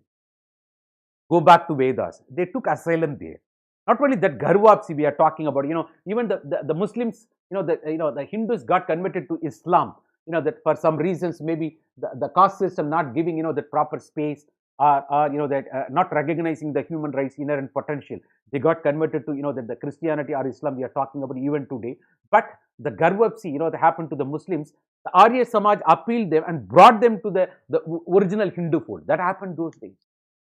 And also Sanskritization and making them, making the higher caste people to wear, Janyo, of course, sacred thread. In Tamil, it is called Punul. Investiture, sacred thread we are talking about. Of course, it is that way. So, the Arya Samaj was keen. So, it is that way. And also, that there is also saying, that, those days, even the cricket board was accused in such a way. Of course, thanks to recent thing, they incorporated Nadraj from South Indian guy, Salem, of course. That Nadraj from humble background, he could do fantastic. And he was appreciated by, that Virat Kohli and Hardik Pandya. And for his, that stunning performance, that with which, that India won the Australian match, you might be aware. And he was appreciated by, the players of abroad also, you might be. But, he's, Mostly the cricket board is accused that recruitment is done based on, they will come and touch the, your back, whether you have, sacred thread or not. If you are given, this is all the accusation. You just see. And that and all breaking down now, the evolution happening now. So, you hear everywhere. So it is, but one thing, sociologically speaking, that let me say objectively, it is very natural tendency on the part of minority or, that population with small size to feel insecure against majority. Otherwise, there will be more intra-solidarity and inter-conflict. That's what you have to understand, sociologically speaking. Why minorities feeling insecure against majority? It is very natural, but there will be more solidarity among minority. You have to understand, sociologically speaking, you have to understand. This insecurity against majority, because of that there comes more solidarity. It is intra-solidarity, inter-conflict. Same is the case you can apply in the caste system also. So the tendency on the part of, the Brahmin, they will try to help their own Brahmin, because, the birds of the same feather flock together, we say. It's very natural tendency on the part of that small segment of the population to feel insecure and to have, more solidarity within them. That is what? It is sociologically justified, objectively. But people getting affected because of that, the injustice, there comes another question. That's totally different scenario. You understand, ladies and gentlemen? It's that way. So, wearing, that it's Garvapsi we are talking about. So, instead of challenging the hegemony of higher caste, that ultimately what happened, right? In the North India, they revived and strengthened. So the caste hierarchy got revived because of Arya Samaj and Karma theory, even by Sanskritization, even by the measures of Garvapsi we are talking about. It got strengthened there, but that never happened in South India, because that it's different scenario we are talking about, ladies and gentlemen. And also, that there comes, Christoph Jafferlet we are talking about, especially in his book, The India's Silent Revolution, The Rise of Low Caste in North Indian Politics. 2002, the very book he has written, where he mentions the sociologist, the process of, that ethnicization, that and Sanskritization responsible for the early rise of backward classes in South India than in North India. What is ethnicization? So the backward caste of, South India questioned the Brahmanic hegemony. We are native indigenous people, you came from somewhere, they started questioning, how come you can dominate us? There is a saying in Tamil, they are called Vanderi. They are using even today, the political parties. As if you came from somewhere, you are Dikku, you are foreigner, you are not ours. How come you can dominate me? Identity, ultimately.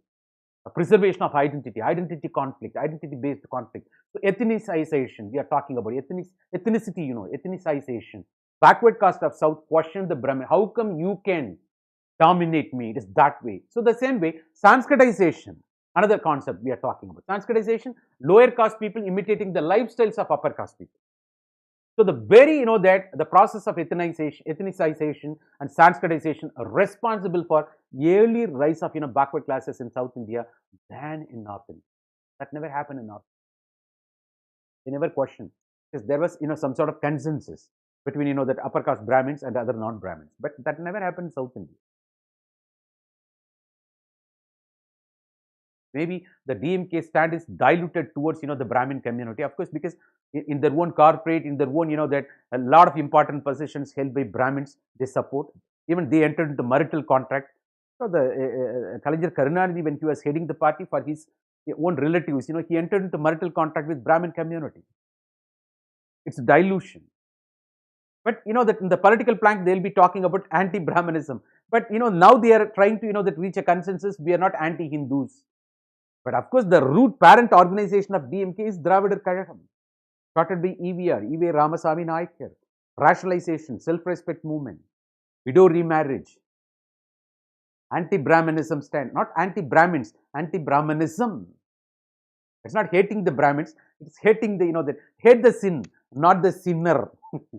Love the sinner rather. That's Gandhiji's statement, you might be aware. So we are talking about that way, ladies and gentlemen. So this is according to Christoph, the Jafferlet we are talking about through the book, the process of ethnicization and Sanskritization responsible for early rise of backward classes in South India than Northern India. You come to know. Not only that, as I told you, the Maharaja of Mysore in 1921. Of course, that implementation of reservation done in 1921 itself in South India, for your kind interest. So it's not only South India, even the Western India, of course, that's what I'm talking about, the Maratha region. Of course, Jyotiba Phule, of course, that he belongs to, that ultimately Mali caste, backward caste. And, that he was a source of inspiration to E.V. Ramasamy Naikar, the founder of Dravidar Kazhagam in the South, as well as, Dr. B.R. Ambedkar, and even non-Brahmin Maratha ruler of the Kolhapur, that Shahuji Maharaj we are talking about. It is that way, Satya, so that Samaj we are talking about. So it's not only South India, even in the West India.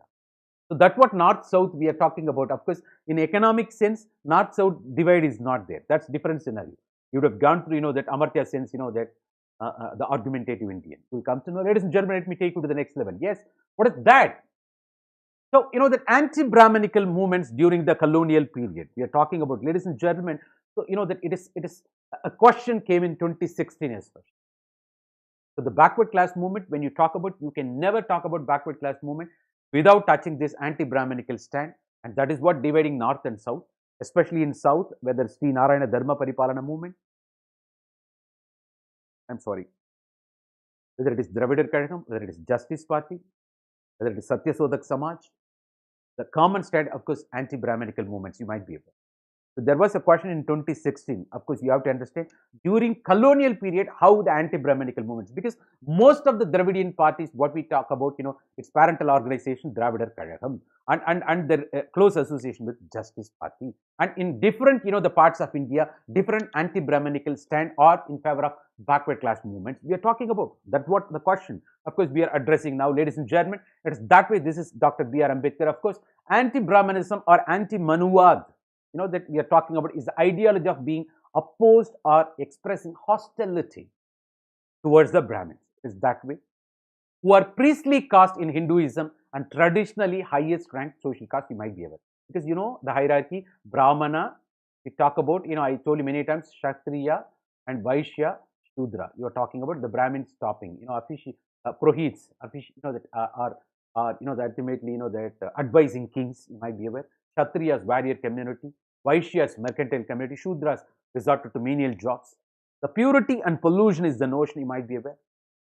About caste system, of course, that associated social distance, taboo, everything we are talking about. So, anti-Brahmanism can manifest itself in the hatred, prejudice, or discrimination directed against Brahmins. When DMK came to power in Tamil Nadu, South India, that time the Brahmins in South India, most of the people unable to, they can't work with. Ultimately, most of the guys went to, that Delhi and got settled. If at all you talk about, the Brahmins, 1 second, please.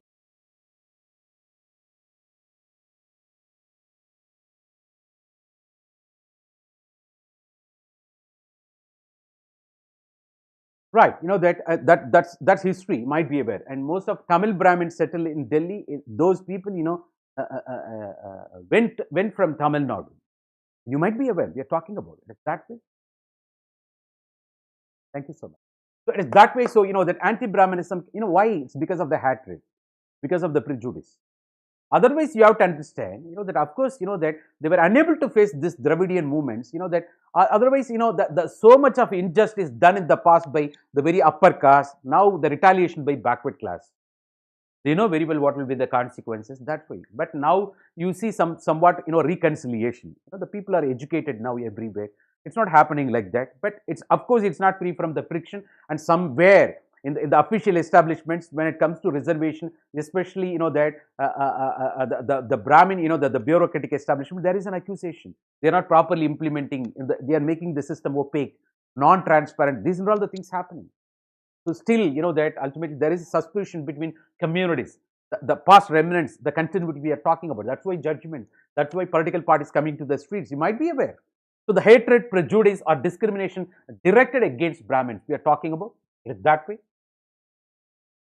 So, that an anti-Brahmanical movements during colonial period, we are talking about where, that first of all, maybe, that there will be separate discussion on Dalit movement. I have to take into account everything. Here you see how Dr. B.R. Ambedkar, that talking with E.V. Ramasamy Naikar, the founder of Dravidar Kazhagam, the soul representing depressed classes, Dr. Ambedkar, that he had his own ideological difference with Gandhi.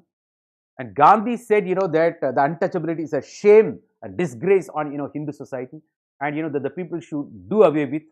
And of course, that's what Gandhiji's statement, that, and he said Satyagraha path.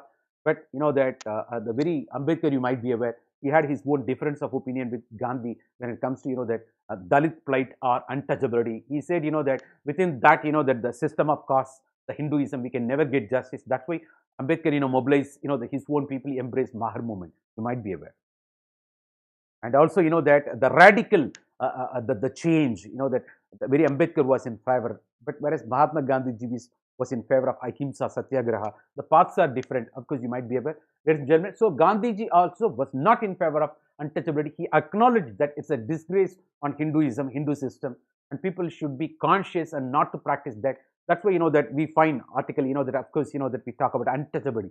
Article 17 we are talking about. Ladies and gentlemen, it's that way. In traditional caste system, of course, that the lower caste were, at the bottom of the social ladder they're talking about. You might be aware. So, that is what, the caste system is all about.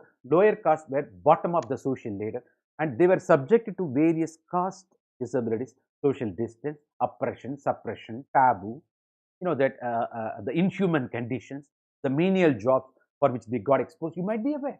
We're talking about all these things. Not only that, the downtrodden Dalits, we are talking about, raised various struggles to fight their social exploitation in all forms. So that, of course, the clear-cut example, of course, we are talking about, that the very, the Dr. Ambedkar, and not only that, that when you talk about, backward class movement, especially the anti-Brahminical stand, where we talk about, that you begin with Dalits because they were in the suppression rank.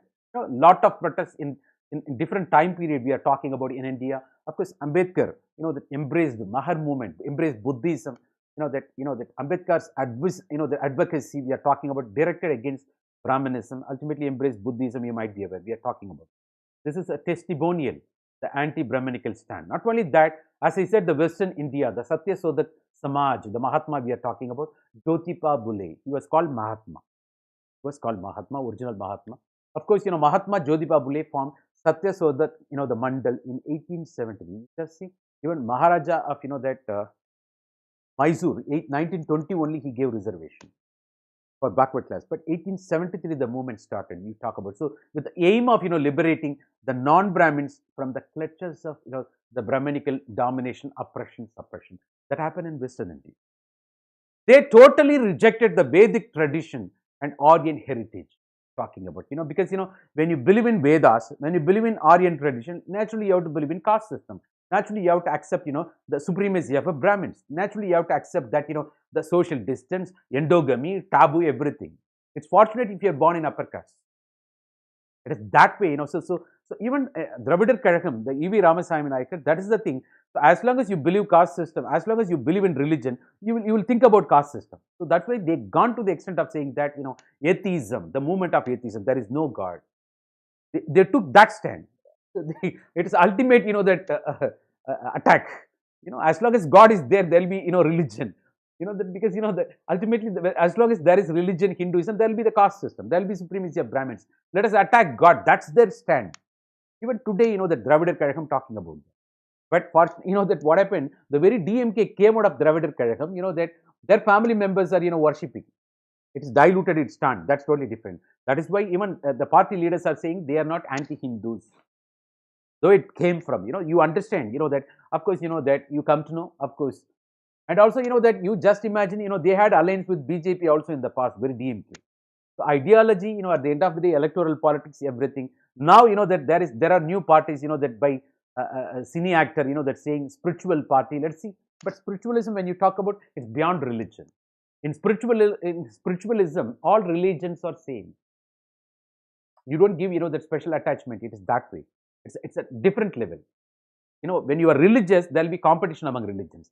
When you are spiritual, you recognize different paths leading to same destination. Let us see how it is going to be in practice. Come on. So what happened that the Jyotiba Phule, we are talking about, that so ultimately the very movement, Satya Sodak Mandal, 1873, totally rejected the Vedic tradition, the Aryan heritage.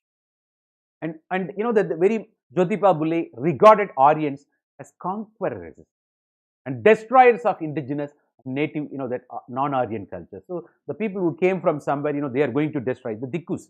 You would have watched movie, Apocalypse. apocalypse, there will be tribal fight. What happens now when invaders come now, ultimately all these guys, the tribal people, they won't be attacking. Now they've got the how to tackle them. You know, watch that movie, Apocalypse. When you find time, it's not at the cost of your preparation. I'm just saying, the Dikus, foreigners, the immediate challenge is to face the foreigner.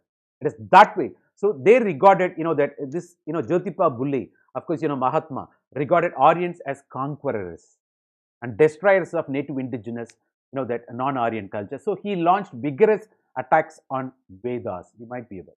Satyasodha Samaj of Western India we are talking about by, Mahatma Jyotiba Phule. Of course, he made fun of, Puranas and ridiculed those. Even Dravidar Kazhagam, E.V. Ramasamy Naikar, of course, that. And they used to put, the chapel garland on and God statue. And they used to, that make mockery of, that instead of Ramayana, they used to say Kimayanam. When Ramayana adoring, Rama, ultimately they will have, Ravana, because they say Ravana is Dravidian. But Dr. Subramanya Swamy, he has got a separate theory. He says, that Ravana is from North India. He's a Brahmin, he used to say. But Ravana, that a Shiva devotee, all those stuffs you might be knowing. There will be counterattacks in that way. When you say Ramayana, they will say Kimayana. When you portray, that Ram as, great Lord, they will say Ravana as great Lord. It is that way, see the counter ideological stand we are talking about. So, of course, you see in Satyasodha Samaj also here.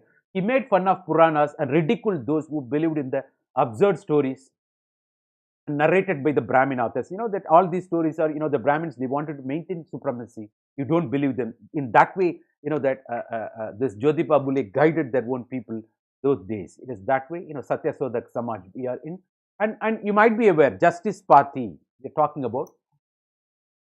Why Justice Party came into existence? Because, when Arya Samaj was talking about the revivalism of Hinduism, they were afraid, probably they may lose grounds because of that. So, it's a reaction to the incipient, nationalist movement, that represented by the 19th century Hindu revivalism. When you call, that Arya Samaj, Prarthana Samaj, so many things happened those days, you might be aware, which led to improving the position of Brahmin caste. They were afraid. The non-Brahmins were afraid of that ultimately. So, the non-Brahmins of Madras presidency thought to ally with colonial regime. Ultimately, they took alignment with, the colonial regime. So, hoping that the foreign rule would protect their possession and somewhat neutralize the power differences within the population. Because they thought that way, ultimately, you might be aware. And you hear, that ultimately the mindful of the importance of the literacy as a basis. For that, education. You hear the Dalit movements today, they are very keen to capture power, political power. That's going to, liberate them. That emancipation of their, the sorry state of affairs otherwise we are talking about. The same way, those days non-Brahmins thought about, access to education. Literacy is a critical factor if you want to win over Brahmins and, replace Brahmins, and if you want to preserve your self-respect that way. So, mindful of the importance of the literacy as a base of the Brahmins, a virtual monopoly of, because Brahmins used to, that if you go to all central government offices, either there will be, Brahmins or SCSTs. After Mandel Commission recommendations, today you see the 27% reservation, some intermediate caste also. Those days, only 2 people. And that these Brahmins always afraid of, Dalit community, because, they will use, PCA, Protection of Civil Rights Act case.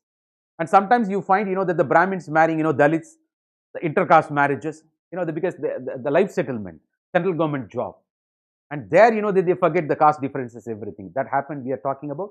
And what happened, the Brahmins are also afraid of this, that PCA, Protection of Civil Rights Act, Citizenship Act came. Now today you are talking about SC/ST, Prohibition of Discrimination Act. They are afraid of that. All these things, you would have witnessed. Now, because of this, Mandel Commission recommendation, you find intermediate caste present there. Somewhat now, that the Brahmins, took over some other things. They entered into engineering, professional courses. They went abroad, got settled, and also, the political participation.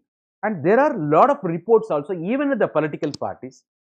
However corrupt leader, whatever may be the political party, if that guy belongs, there are various reports. If that guy, even in BJP, Bangaru Lakshman, that came task and became task of that, anti-corruption measure. But what about other corrupt, that the leaders of, the Brahmin leaders of various political parties, they know how to come out of it. The system works that way. This is accusation. This is criticism by this, the anti-Brahmin stand also. You come across through various articles. They know how to save that formula. Even very recently, that Manishankar Iyer, whose comment, that a lack of emotional intelligence, who made the comment. What is that comment? The Nietzsche wala comment, how it, triggered ultimately controversies, you might be aware. So all these things we are talking about. So in the political echelons, even today, we are talking about all these things. So these are all the things, that don't say, but that is a remote control. They are the pressure group, whatever may be the political party, whatever may be. So this is a fact, almost like, Jewish community part of USA, a Brahmin domination. That is why all this, that the backward class movement or Dalit movements, becoming vigorous against their loss of, their own privileges. Maybe the non-transparency or opaqueness, or that are conscious non-implementation of those reservation measures by high echelons. That's also, the criticism, the controversy we hear. Ladies and gentlemen, so mindful of the importance of the literacy as the base of the Brahmins and virtual monopoly of government offices, the non-Brahmin elite, that sought to advance their communities through education. The education, even you would have watched movie, Asuran in Tamil, na? Padida, only education is the Chidambaram, Padichidu. I'm telling, one famous movie in South India, Asuran. Movie came ultimately, that how hero appealing his own son, that come on, my son, get educated. Chidambaram, Padipu Mukiyon, the dialogue in such a way. But Padicha Chidambaram, that's totally different. Howard Chidambaram, that's different scenario. Well, oh my God, the nation has witnessed different Chidambarams. Yes, let me take you to the next level. Right. So the Justice Party, we are talking about, of course, Dr. T.M. Nair, Tyagaraja Shetty, and C.N. Mudaliar, of course, that we are talking about, came together to form the Justice Party. The brief information I'm talking about, there will be separate session on Dalit movement. We'll be talking more, don't worry about it, because I have to bring all, it is umbrella. Backward class movement is umbrella organization, to represent all these things, put together. So we are discussing now in 1916, we are talking about, see the consciousness prior to Mysore Maharaja 1920s reservation. We are talking about, see, this unique, that Nair Chetty, the T Nagar, named after, you might be, Tyagaraja Nagar, you might be aware. So it is that way, you might be aware. So all these people came and they colluded with, the colonial administration to check the menace of, that the Brahmin domination those days, you might be aware. So it was resolved to form an association of non-Brahmin Hindus under the name of South India People's, that association. There are different, that entities you might be knowing it is that way. So the very Tyagaraja Chetty, that asked all non-Brahmins to unite and draw the attention of the government to the grievances, that voiced in the manifesto. It is that way. So we are talking about how Justice Party, that became part of, backward class movement, with a stand, anti-Brahmanical stand. This is another example. We are talking about how the leaders, the Justice Party belonging to that standing, posing. And the present Dravidian parties in Tamil Nadu, for that the parent organization, of course, you call, that the Dravidar Kazhagam, that 1925, of course, founded by E.V. Ramasamy Naikar, we are talking about. And, his clarity, his emphasis on rationalization and also widow remarriage, and also, that, that all religious rituals and, that the wedding, that, that the Brahmins should not be allowed there, his stand. We're talking about, and gone to the appeal, right? There is no God. Huh? If you go and, see the statue, you will see all those, engraved, the inscriptions there. Attacking God, attacking religion, attacking caste system, and taking the stand against Brahminism, you might be aware. So that's Dravidar Kazhagam, that saying that the native people are Dravidians, that Aryans came from somewhere and they try to dominate, that cannot be done. Because, that you lose your self-respect. For that, you have to have proper education and participate in all-round administrative activities. Then only you will have your own self-respect. So this is the stand on the part of, the Periyar E.V. Ramasamy Naikar we are talking about. And the DMK came out of this organization. The founder of DMK, this is CNA Annadurai, called Anna, very famous, you might be aware. So it was based on the rejection of, the Brahmanical Aryan religion and culture. The original, according to Dravidar Kazhagam, the original inhabitants of India were non-Brahmin. Dravidians are not Brahmins. Know that they are Dravidians, they are not Brahmins. What is the main principle behind this Dravidar Kazhagam? That one of the backward class movement in India, if you ask, that Samadharma, that even the very Karunanidhi, of DMK, that in the path of this, that because he's hailing from the parent organization Dravidar Kazhagam, that he also came up with Samathuvapuram, a place where all people of all castes can live together. His idea, Samathuvapuram, the notion, whatever may be, his own family itself called Samathuvapuram because he entered into marital contract with all caste people. So that's clear-cut example. People, all political leaders used to. It's not a criticism. That's true also. You might be aware. And though the Dravidar Kazhagam took anti-Brahmanic stand, his own family entered into marital contract, especially the Hindu groups. You might be aware, especially for Maran family, the Sun TV groups. You know all the stories what we are talking about. So the Samadharma is there in Dravidar Kazhagam. Of course, we are talking about equality, the principle of equality. It's not new. Even in the ancient India, all those kings entered into marital contract. You might be aware. That is a way of keeping the power so that you avoid animosity. Otherwise, that maybe your particular the kingdom may be invaded. So you enter into marital contract. You give away your daughter.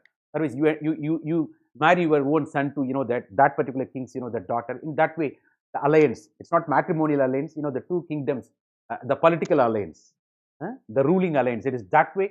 It is caste based, that we are talking about. But that's the Kalaignar Karunanidhi of DMK. But we are talking about the main principle of this Dravidar Kazhagam movement is Samadharmas. That even Mahatma Gandhi dreamed of that Samadharma Samadayam, egalitarian society. But even today it is a dream, but somewhat at caste level. But in spite of that, caste has got institutionalized, as said by M.N. Srinivas, the 21st century avatar, the caste we are talking about. So the non-Brahmins, should replace. So that's what once happened in the South Africa, the social summit, Durban especially. Here, Dalit leaders from India participated in that, the social forum. They said, you people are talking about racism. You come to India where there is casteism, which is equivalent to racism. So, that Indian Dalit leaders participated in that particular international summit. It is internationalizing the local issue. Is globalization of the Dalit caste. That also happened. Are you aware of this? So, the casteism, which is equivalent to, that racism. What happened? The Trumpism, got trumped because of the racism. The George Floyd, I can't breathe, you might be aware. It is that way, that even racial segregation, South Africa, what happened? Even the very India's independence struggle, the mass movement led by Mahatma Gandhi has got its own root in, that when he was thrown out of vintage train, the discrimination, the casteism, we are talking about here in India, but that was racism. The seed, the racism, of course, India's independence struggle. Then ultimately a Mahatma is born there. When he fought for the caste, and ultimately the Natal of South Africa became his political, a laboratory. You might be aware. That's history. Ladies and gentlemen, non-Brahmins should, this is according to Dravidar Kazhagam movement, non-Brahmins should replace the dominance of Brahmins in education, culture, politics and administration in order to get their self-respect. Otherwise, you will lose your identity. You will be dominated. You will be taken for granted. You will be exploited. So if you don't want to lose your self-respect, come on, first get education and participate in politics and administration. Capture the power. That is the way. So Dravidar Kazhagam movement in Tamil Nadu idealized the Dravidian culture and religion, that and attacked, that Aryan culture and religion. Because as I said, Ravana has become God. Even they, some people in South India, they worship Shiva. They are not ready to worship, Vishnu, because according to them, Vishnu is a god of North India, is a god of Aryans. They say, that Lord Shiva, that their great grandpa. The Dravidians, that tendency is like that. Even today, you witness everywhere. Lord Shiva, of course, you forget about the whole religion as, the Char Dham, 12 Jyotirlingam, everything. But that is the divide in terms of religion also. Even Shaivism, Vaishnavism. That you talk about everywhere. That Dravidian parties, that if at all they have faith in religion, they, instead of, that Lord Ram, they believe Lord Shiva. That divide you see. And instead of Lord Ram, they believe in Lord Ravana, according to them. He happened to be, Shiva devotee. It is that way you come to know all those things. The people from, that other parts of India may not be knowing this much nitty-gritties. Hope I take this time, to share this. You'll come to know more. You go through the books, you will come to know. Ladies and gentlemen, so Dravidar Kazhagam movement, of course, what I'm discussing now, part of, backward class movement with anti-Brahmanism stand. The self-respect movement started by Ramasamy Nayakar, E.V. Ramasamy Nayakar, advocated that his followers should have their own priest. You have your own priest. There is Supreme Court judgment also when came, that the Chidambaram Nadaraja temple, you might be aware. Dikshidars, they are called. So the several Supreme Court judgment, that came between Tamil Nadu government and Supreme Court, that, and also, that non-Brahmins can also become, priests. There came, Tamil Nadu legislation, you might be aware, so that talks about, these are all remnants, the Dravidar Kazhagam movement. Of course, that ultimately what happened, you should have your own priest, and cultural revolt against Brahmanism happened. That's because of Dravidar Kazhagam movement. The self-respect movement is, after all, that in the name of that, boycott of all Brahmin rituals like weddings, the weddings, that by officiating, the priest, even now they call self-respect marriages. They don't go for, straight away, the leader will give, the take, that some Mangala Sutra, it is that way. And they will speak some slogan, that that's against Brahmins, otherwise whatever may be, without incorporation of the Brahmin officiating priest, the marriage will be done, you might be aware. So they wear black color, all those things. Yes, the black, that attire, you might be aware. So the condemnation of Varnashrama Dharma. So, they are against caste system, also against religion, against, that the God, and burning the copies of Manusmriti. This is what recently happened in Tamil Nadu. That by especially one Thirumavalavan, I think a Dalit leader of one particular political party, it is, the party people, went for, that burning the copies ultimately. That became recent controversy because, we are nearing election now, all people will come forward now. Everything becomes, that the political issue now. We are talking about, some way they have to get the attention of media and people, everybody doing, but it's not new. What he is doing is not new. It's something happened, as recommended by Periyar, E.V. Ramasamy Naicker. What happened, right? So, the women are, referred with derogatory remarks. So, it has to be, it is that way. Of course, in ancient India, you might be aware, Sabha Samiti, where women were allowed to participate. Later days, we are talking about, the low status of women. That took Gupta period called golden period, where we talk about low status of women, where we talk about outcast chandalas. It is that way. You have to understand the history. It is that way, that those days in the Rigvedic society, women were allowed to participate. You hear now one lady, that how argumentative people we are, the religious discourse. Even, that Sankaracharya won, the converted, the entire India, the won over, Buddhist bhikshus, that by his argumentative style. So, some women participated in the argument, you might be aware. Even Sankaracharya once got defeated by one lady because of, so if that is the case, how come you can say, the derogatory remarks we are talking about, but all political reasons. But what Dravidar Kazhagam movement said is with a different tone. So, Manusmriti talking about caste system, subordination of men to another men. So, the inferiority relationship to non-Brahmins, maybe that tone. So, the movement drew, the very self-respect movement drew its support from lower caste ultimately because, they happen to be, the exploited versions or victims. So, it is very natural, it will be appealing them. And its leaders worked hard to escape the tyranny of, the Brahmins and to extol the virtues of, Dravidian culture. Even today, you find North-South divide, it's because of this. The Modi ji trying very hard. You would have heard about when Prime Minister Modi ji came, that the black balloons, all those things, in spite of the thing, a lot of measures. And the parties are utilizing this particular plank and dividing, that north-south, it's working that way for their own self-expediency, but it's also not free from, that the remnants of truth parallelly. So, there was, historical wrongs in the past exploitation, though constitution correcting. Even today, the continuance in the opaqueness or non-transparency in reservation implementation, it is justified that way also. You know well, all these things happening. Yes, there comes, of course, we are talking about Sri Narayana Dharma Paripalana movement, another movement from Kerala, especially for, the Irava, the caste, of course, we are talking about Irava of Kerala who were untouchable. That Sri Narayana Guru, the fought for the plight of those people. Of course, he said one caste, one religion, one God, one religion. You might be aware, that he spoke about this. He came up, with proposal, anti-Brahmanic stand. Again, what is that? He gave them a new religion of one God and one caste. That's Narayana Guru. Was Sri, Narayana Dharma Paripalana movements, fought for the caste of, that untouchables, Irava caste, you might be aware, which transformed their life. That a set of religious institutions, a parallel to that of, the variety of Brahmanical Hinduism we're talking about. So the parallelism got established. You say, the black money is parallel economy. The same way, it is in positive sense, that They don't want then Brahminical domination and oppression, suppression, and how Irava people can be treated as that such poor light. Of course, that as untouchables. So he had his own parallel version, one caste, one God, one religion slogan. We're talking about, ladies and gentlemen. So he launched a 2-point program for the upliftment of that Iravas to root out the practice of untouchable. The 2-point program by Sri Narayana Dharma Paripalana movement we are talking about. Of course, that Sri Narayana Guru Swami we are talking about from Kerala. For the cause of the plight of untouchable. We are talking about, ladies and gentlemen. So this that of course the anti-Brahminical movements that during colonial period the attack on Brahminical supremacy and all privileges that granted to them. We are talking about, one second.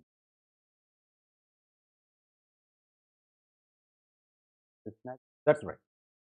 So it is that way we are talking about that how the anti-Brahminical movements during the colonial period in the name of Justice Party, the Dalit movements, that of course Ambedkar, and also Dravidar Kazhagam, of course we are talking about Satya Sodak Samaj of Jyotiba Phule, we are talking about Sri Narayana Dharma Paripalana movement of Irava, that untouchables, the Kerala, especially led by Sri Narayana Guru. We are talking about how, what happened, the historical recorrection. Though Constitution that rejected the term called caste, it says backward class. Of course, the first commission, Kaka Kalaikal Commission, got rejected. The second commission, Mandel Commission, appointed by Janata Party, got implemented. The 27% of reservation. Of course, the champion of this cause, that none other than former Prime Minister of India. Of course, that BP Singh we are talking about. Of course, even today, that the reservation, the protective discrimination, positive discrimination, that now it's seeing another evolutionary trend. What is that? Reservation for forward caste people, 10% of reservation. So the creamy layer category we are talking about. So this is evolution. That nothing is permanent. Of course, we are talking about. So all these things, maybe that when you can't live with 19th century ideas when you enter into 21st century. When you enter into, because 21st century demands a new tool. It can't be, the problems of 21st century can never be resolved by 19th century mentality. It's better we understand. That is, it is how that our constitution has evolved in such a way by correcting all those historical wrongs and also moving forward and looking forward. Even the Article 368, it has got its own constitutional amendment. Of course, we are talking about the amendment provision. Article 368 we are talking about. Not only that, that the various schemes, policies, of course, legislation, reform, perform, transform, we are talking about. So, that's, the taking the society to the next level. So, on this is recognizing the principle of change, maybe that can be brought under conflict school of thought. Maybe to keep the system in order, society with social stability, the aggrieved sections should be addressed. Then only it is inclusive governance. Then only it is social inclusion. Because in democracy, rejection leads to isolation. You might be aware.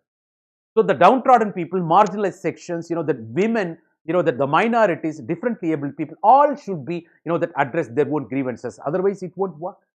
Otherwise, there won't be peace. There won't be stability. Maybe this is structural functionalism view. So anything which promotes that social order called functional, anything which weakens already existing social order called dysfunctional.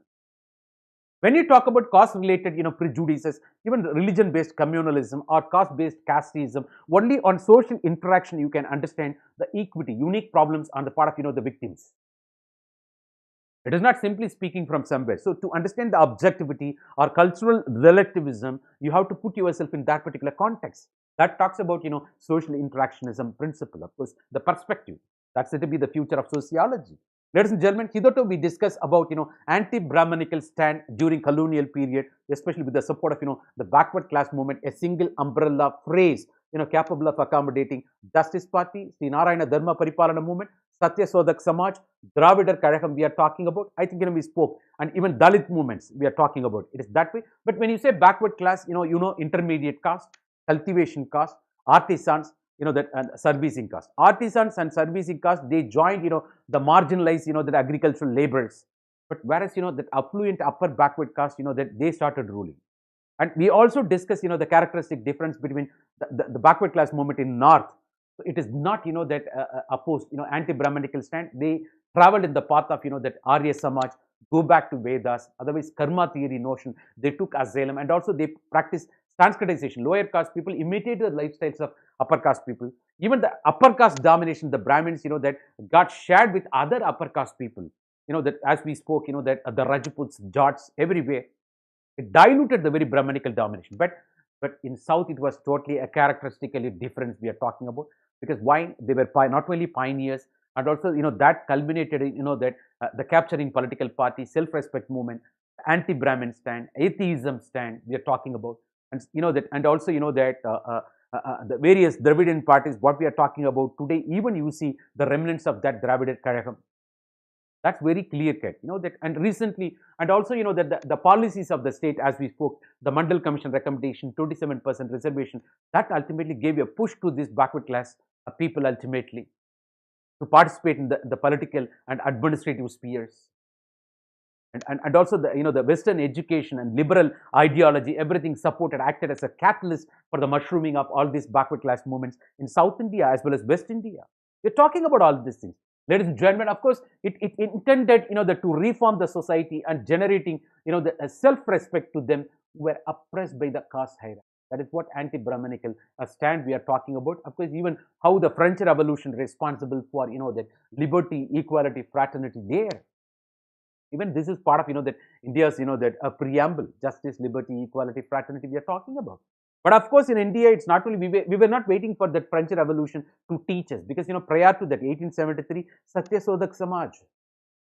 1921, we are talking about, that of course, the Mysore Maharaja implemented reservation. And also, the Justice Party prior to that, in colluding with colonial administration to stop, the dominance of Brahmins, the efforts of the backward class movements. We are talking about that way. Of course, India has witnessed, that all this, the multiple colors, and this is right time. Of course, it is not GS, ladies and gentlemen, well, it is sociology. How the social movements, especially the backward class movements, how it has been viewed by different sociologists. Of course, this particular point we already witnessed, that the Mark Galanter we are talking about, especially in his book. This is the book, the sociologist, Competing Equalities, Law and Backward Classes in India. Especially the book written by him, 1984, where he talks about backward classes. When you say the phrase, it's a very loose concept, because it has got different meaning in different places, you might be able. By 1954, according to Mark Galanter, there were 88 organizations in India to articulate the interests of backward classes. So such is the difference we are talking about. There is, we also, already spoke in the beginning, right? The ideological diversity. It's not only anti-Brahmanical stand, that, and fighting for the plight of, that the backward caste people, access to the education, the government jobs, and self-respect, variety of, the ideologies, we discussed, ladies and gentlemen. That way, so according to that, Mark Galanter, by 1954, 88 organizations in India to articulate the interest of, the backward classes we are talking about. And, the very famous, of course, this particular, highly authenticated book, The Social Movements in India, 1984, the book written by M.S.A. Rao, that very celebrated book. This is apart from Ghanshyam Shah, you might be aware, the resources we suggested that. So the backward classes in India can be classified into three groups. How? The landed backward classes, and non-landed backward classes, and untouchables. When you say untouchables, SCs, they are called scheduled castes. As according to Mahatma Gandhi, they are called Harijans, children of God. So this is as per the constitution, they are called SCs. So this is according to M.S.A. Rao, is general, the classification, the backward classes in India as three groups. Not only that, M.S.A. Rao in his book, of course, Social Movements, 1984, the same book we are talking about, he also talked about, three types of backward class movements, that it's based on structural cleavages among different strata. As I said, ideological diversity. The structural cleavages, what do you say? That it's a breakdown we are talking about. There is dominant by upper caste Brahmins, that non-Brahmins were at the disposal of, Brahmins. That happened in the past. It's because of that we're talking about, ladies and gentlemen, this according to M.S.A. Rao. The very book he has written, The Social Movement in India. So, there could be, generalization, Brahmins versus non-Brahmins. It could be the general classification. It's because of the conflict of interest. But even among non-Brahmins, that there again conflict. They're not giving enough space to, that Dalits. There comes another issue. Now, the various conflicts, that and some sort of killings also, the murders happening, the intercaste marriages, that never tolerated, honor killings, and also courts intervening. And political parties are infuriating this scenario, adding fuel in the fire. All these things are happening. Are you aware of it? The conflict of interest, it is among non-Brahmins also, there is caste-based conflict we are talking about. So forget about that. Here, Brahmins versus others, the conflict of interest, the Justice Party in South India. So that it's very clear-cut example. We are talking about Brahmins versus others that came those days, and it's not only in South India. There was in Punjab also there was a movement, to represent this Brahmins versus others, the Jogi movement comes in. Ladies and gentlemen, that there comes another category when you talk about backward class movement. As per MSA Rao, social movements in India, the Brahmins versus lower non-Brahmins. Brahmins versus lower upper caste Brahmins versus lower caste non-Brahmins. So here Dalits were kept outside of the purview. Otherwise, let me put this way: upper caste Brahmins on the one hand, lower caste, Dalits on the other hand, the intermediate caste, the cultivation caste, artisans, servicing caste, they were called the intermediate caste. They were called, that they are called backward classes. You might be as per the constitution. That way we are talking about, so that Shudra as a main force. When you say when Brahmins refer somebody else as a Shudra, Manavadu, Vadu Shudradu, the terms, in Telugu, I hear those statements in my childhood, Shudradu. But, Dravida Kadagam has got a separate definition for that, that's unparliamentary to hear. They will say, Dravida Kadagam has got, different meaning for the term called Shudra. But according to Brahmins, except Brahmins, all are called Shudras. But as per the caste system, that only Dalits are called, the Shudras. But of course, that's what I'm saying, different meanings in different areas. Different, the backward class movements construed or understood in different connotation we are talking about. So the Brahmins versus, that Shudras, otherwise, that it is Satya Sodak Samaj attacked that way. That's clear-cut example took up this stand. So that you talk about that, the Brahmins versus lower non-Brahmins, that Dalits were kept outside. It is otherwise in intermediates we are talking about. The intermediate caste, that is the thing, that not taking into account Dalits, it's in between Dalits on the one hand, Brahmins on the other. Intermediate caste, a main force according to Satya Sodak Samaj, that clear-cut example, that subscribe this view. And Dalits versus all others, that separate stand. Sanskritization movements focused on ritual upliftment. We're talking about. Even we are talking about, that the political parties, for the sake of electoral vote bank politics, that now they are embracing all Dalit parties. Are you aware of this? They never hesitate to, that enter into alliance with Dalit political parties because it is capturing power after all. So, that even where you see upper caste dominated political parties there, it is that way. We are talking about, see, Narayana Dharma Paripalana movement, that they took into account Edavas, untouchables and rest of the others. So, Sri Narayana Dharma Paripalana movements, of course, Sri Narayana Guru, clear-cut example for that, creating a ritual order of its own by discarding the Brahmanical tradition. It's a parallel, that's what, one caste, one religion, one God. It is that way to address the plight of upliftment. We are talking about upliftment of, ritual upliftment. You are no more inferior to anyone. You got separate, within that, see, there is a saying in corporate world also. What is that? When you feel you are very smart in a particular room, it is time you have to change your room. That's what Ambedkar did. Within Hindu system, if you can't get justice, come on, embrace Buddhism. That is what Buddhism and Jainism did when they were unable to tolerate orthodoxy on the part of, the Hinduism. A lot of restrictions on mercantile community. Because a pious Hindu should not cross territorial water. If you cross territorial water, you are, that ultimately outcast. Even, that India's, the 1857 Sipai mutiny, the immediate cause, that ultimately the pig fat, the Cadridges, Enfield, you might be aware of all those stories. It is that way we are talking about. So that the people, our soldiers went for Burma, they were not, taken back at home. The pious, the Brahmin families, all these things we. So this orthodoxy, that posed a challenge to the mercantile community. Ultimately, Vaishyas, they embraced Buddhism and Jainism. You might be aware. So it is that way. So in a particular system, if you don't get justice, it is a time you have to, go out of the system. You change the model. If you feel you don't get justice, that is the way. So that's a simple idea. We are talking about. Even corporate is practicing, even individual motivation stuff also, suggested that way. We're talking about, ladies, it's not a blaming game. It's not, lamenting. It's not a life sentence for you. Come on, just change the model. Put it simply.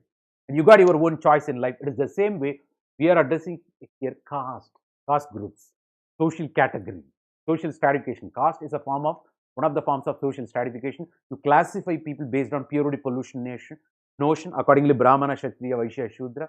the privileges, disprivileges, hierarchy, the dominance, social distance, taboo, disability, historical recorrection, constitution, reservation. This is all about we are discussing. Ladies and gentlemen, let me take you to the next level. What is that? So another sociologist, of course, his book, India's Silent Revolution. It's Christopher Jafferlet. We spoke this particular point already because, why in South India the emergence of, backward class movements. The rise of low caste in North Indian politics, 2002, where he writes, the process of ethnicization, the backward caste of, the South questioned the Brahmanic hegemony. That's ethnicization we are talking about. And also Sanskritization, the early rise of backward classes in South India than in North India. Only ethnicization and Sanskritization are responsible for, mushrooming of backward class movements and its early rise in South India. But it's that never, not much happened in North India. That's later development in North India. This is according to Christopher Jafferlet, especially in the book India's Silent Revolution. That to the title, The Rise of Low Caste, that in North Indian politics, 2002. You come to know this is all sociological observation, opinion. It's not talking stories. It's not GS. It is sociology. Justification should be there. And there should be a sociological favor utilizing all those, the perspectives. Trying to look at, the backward class movements, from structural functionalism school of thought or conflict school of thought or symbolic interactionism school of thought, even feminism movement if needed.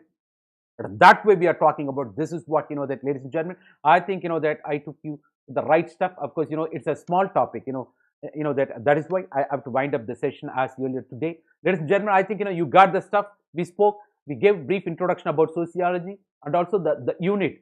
You got, paper 1, paper 2, the theories and perspectives, what you discuss in, the paper 1, when you apply in Indian context, that's called paper 2, Indian society, where you got 3 divisions and the third division talking about social change in India, especially how social change in India happens because of various social movements.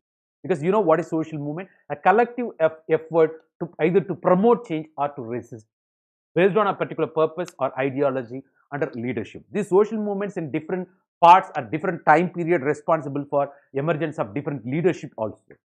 When you talk about social movement, we talk about, variety of movements, that whether it is peasants and farmers movements or women movement or as we discussed now, backward class movement and also Dalit movement and environmental based, that movements we are talking about, ethnicity based movements.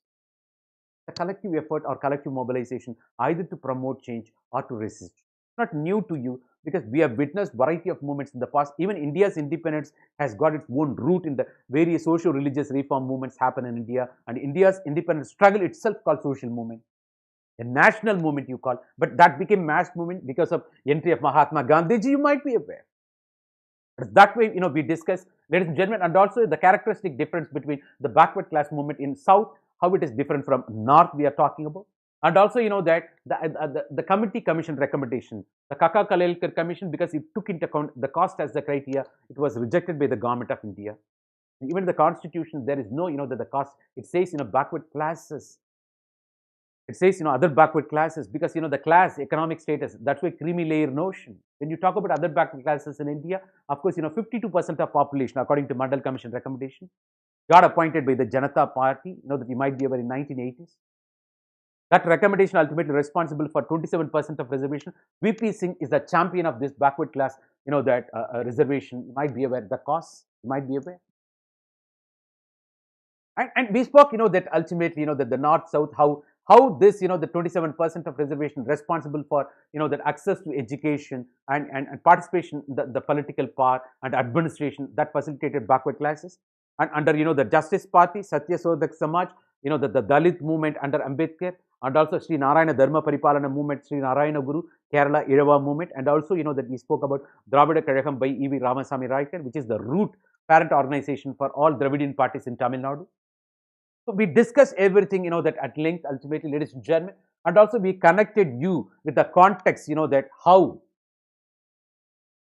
the question asked, the during colonial period, how the anti-Brahmanical stand taken by various backward class movements in India. Of course, we discussed that.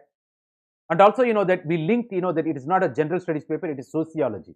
For every topic, every concept, every event, that you have to look at from different perspectives. As I said in the beginning, structural functionalism perspective, conflict school of thought, and as well as, you are talking about very symbolic interactionism school. Not only that, taking asylum, what is the opinion, sociological opinion, you should be very keen about that. That should have the principle called, objectivity, value neutrality, cultural relativism. It's not taking sides. Where ultimately we happily discuss, that of course MSA Rao, his book, Social Movement, and also, that other sociologists came and supported, that our stand, that when we were discussing the topic, ladies and gentlemen. So when it comes to resources, what all the materials can be utilized? IGNOU materials, NCRTs, and book written by Ghanshyam Shah and also MSA Rao and Social Movement. They are the standard resources for this unit, ladies and gentlemen. I think definitely you can benefit more, that I'm your base. My role is not to feed you information. My role is to, that inspire you. I think you move to the next level. Of course, that by making use of all those resources available in the market, you can buy and you can benefit more, ladies and gentlemen. I think, that welcoming you once again to Unacademy, ladies and gentlemen. This is Success Sampath hitherto interacted with you. And you can also watch a lot of videos of, the sociology, that an optional subject, which is, very famous, highly scoring. You can score more than 450 plus out of 500. Not only that, it will benefit your general studies paper also. In paper 1 GS, you got, that Indian society. Also, that you got essay paper, 2 essays you can definitely write, because out of 8 domains, 1 domain belonging to society. So what you prepare for sociology will benefit you to perform, good score in essay also. And when it comes to paper 4 GS, ethics and integrity, 120 marks for theories, 130 marks for case studies. The 130 marks of case studies, nothing but social problems. And you provide ethical solution, but your understanding in sociology definitely is going to support you in terms of nomenclature, keywords, in terms of your answer writing. Not only that, when you enter into oral interview, the objectivity, the balance, that the view you take, the decision you take, definitely sociology will help you there. And beyond that, it will transform you as an individual. Ladies and gentlemen, I benefited much out of the subject matter called sociology. Variety of videos already part of, the YouTube channel of Unacademy. Please watch that, you will get more. Not only that, and also, that ethics and integrity, essay, the international relations, for all, you got videos there. When it comes to platform, that we have discussed, as I told you in the beginning itself, lot of, that sessions available. Once you have subscribed, you are ready to access. Otherwise, you have to participate only in live scenes, live programs. You please watch those programs.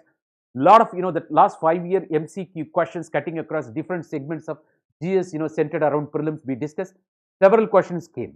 And I get fantastic feedback, thanks to the feedback I'm emphasizing once again. Ladies and gentlemen, not only that, we started discussing several questions, previous year questions when it comes to, that GS segment mains. Of course, you can watch that, benefit more. Ladies and gentlemen, thanks for your passion, appreciating you once again for your participation. Let's meet tomorrow, same time, with another topic. Ladies and gentlemen, so this is Success Sampath, that you please use my referral code, that to avail maximum 10% discount we are talking about. Please go for iconic program, because you will be allotted a personal coach, a mentor to understand your nature, and there will be individual attention. That benefits you more. I told you already, it is the empire building process. Great things will take time. There is no leadership without passions. There is no leadership without passion. There is no leadership without perseverance. There is no leadership without consistency. Ladies and gentlemen, appreciating you once again for the participation. Please go for, the subscribing iconic program and get, the 10% discount by making use of the referral code, say success. Use my, ID, say Success Sampath, or, that Sampath Iruvengidam, or even in the Telegram channel, even the social network you reach to benefit more. You type all your comments there. I'll be happy to answer all your questions. And during session, I don't answer. Later, I may answer all your questions. Ladies and gentlemen, this is YouTube channel of Unacademy. Appreciating you once again. Wishing you all the very best. Best of luck. Good night. Thank you so much, ladies and gentlemen. This is Success Sampath signing off from you. Thank you so much. Good night.